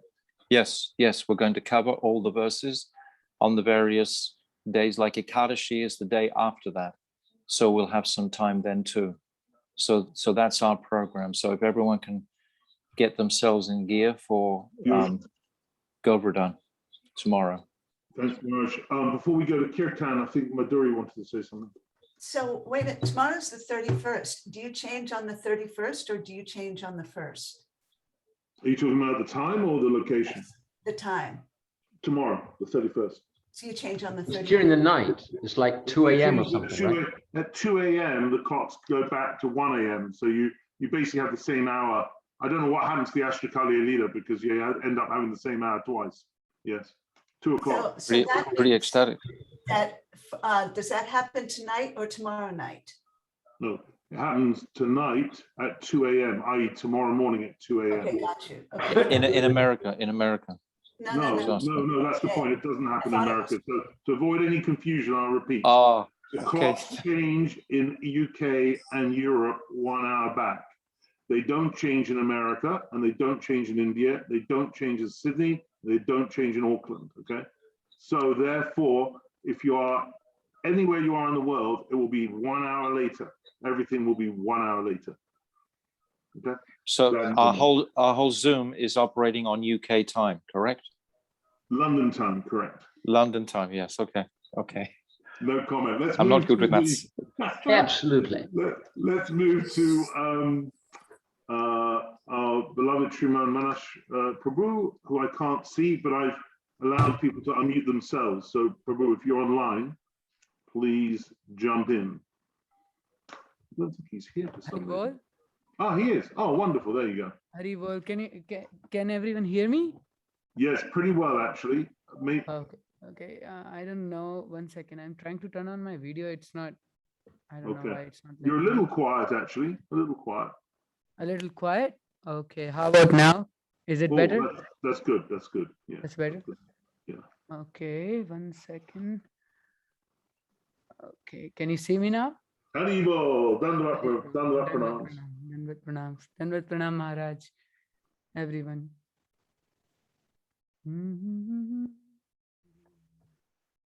Okay. So I'm gonna sing this bhajan on Govardhan Giridhari.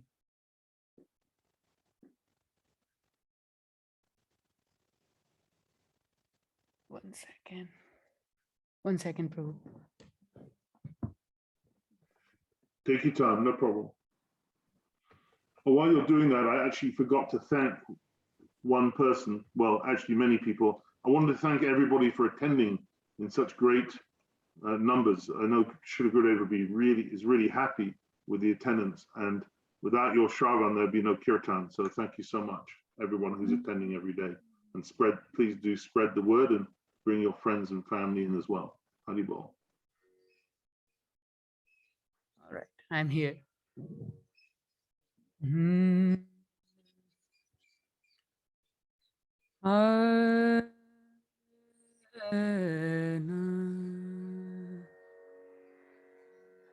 तुम बिन मोरी कौन खबर ले गोवर्धन गिरिधारी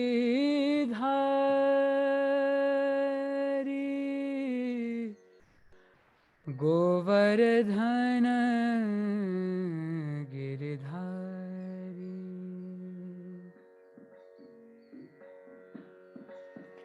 हो तुम बिन मोरी कौन खबर ले गोवर्धन गिरिधारी गोवर्धन गिरिधारी ओ गोवर्धन गिरिधारी मोर मुकुट सिर छत्र विराज कुंडल की छवि न्यारी कुंडल की छवि न्यारी गोवर्धन गिरिधारी तुम बिन मोरे कौन खबर ले, गोवर्धन गिरिधारी।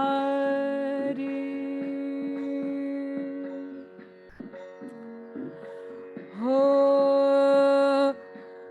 वृंदावन की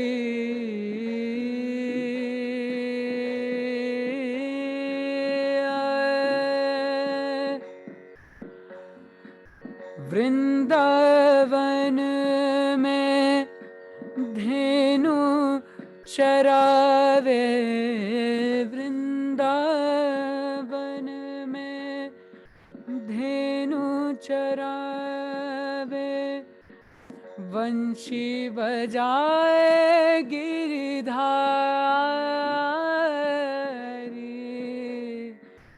वंशी बजाए गिरिधारी।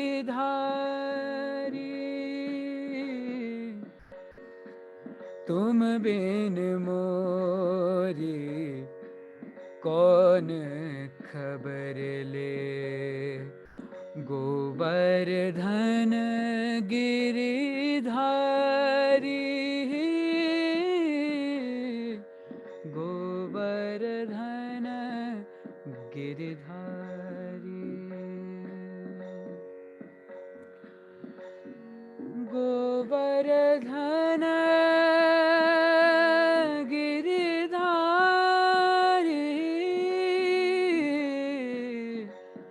गोवर्धन गिरिधारी। हाँ मीरा के प्रभु गिरिधर नागर, मीरा के प्रभु गिरिधर नागर, चरण कमल बलिहारी,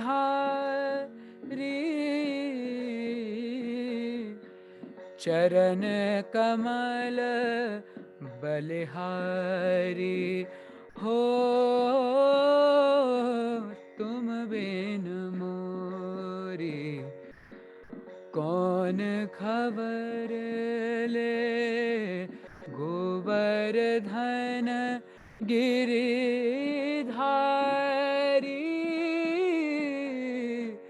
गोवर्धन गिरिधारी। तुम बिन मोरी कौन खबर ले, मोर मुकुट और छत्र विराजे, कुंडल की छवि न्यारी, कुंडल की छवि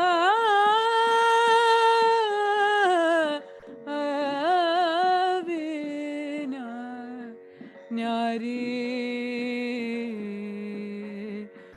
कुंडल की छवि न्यारी।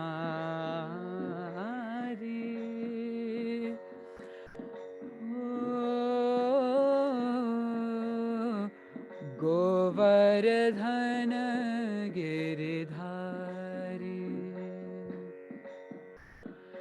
गोवर्धन गिरिधारी, गोवर्धन गिरिधारी।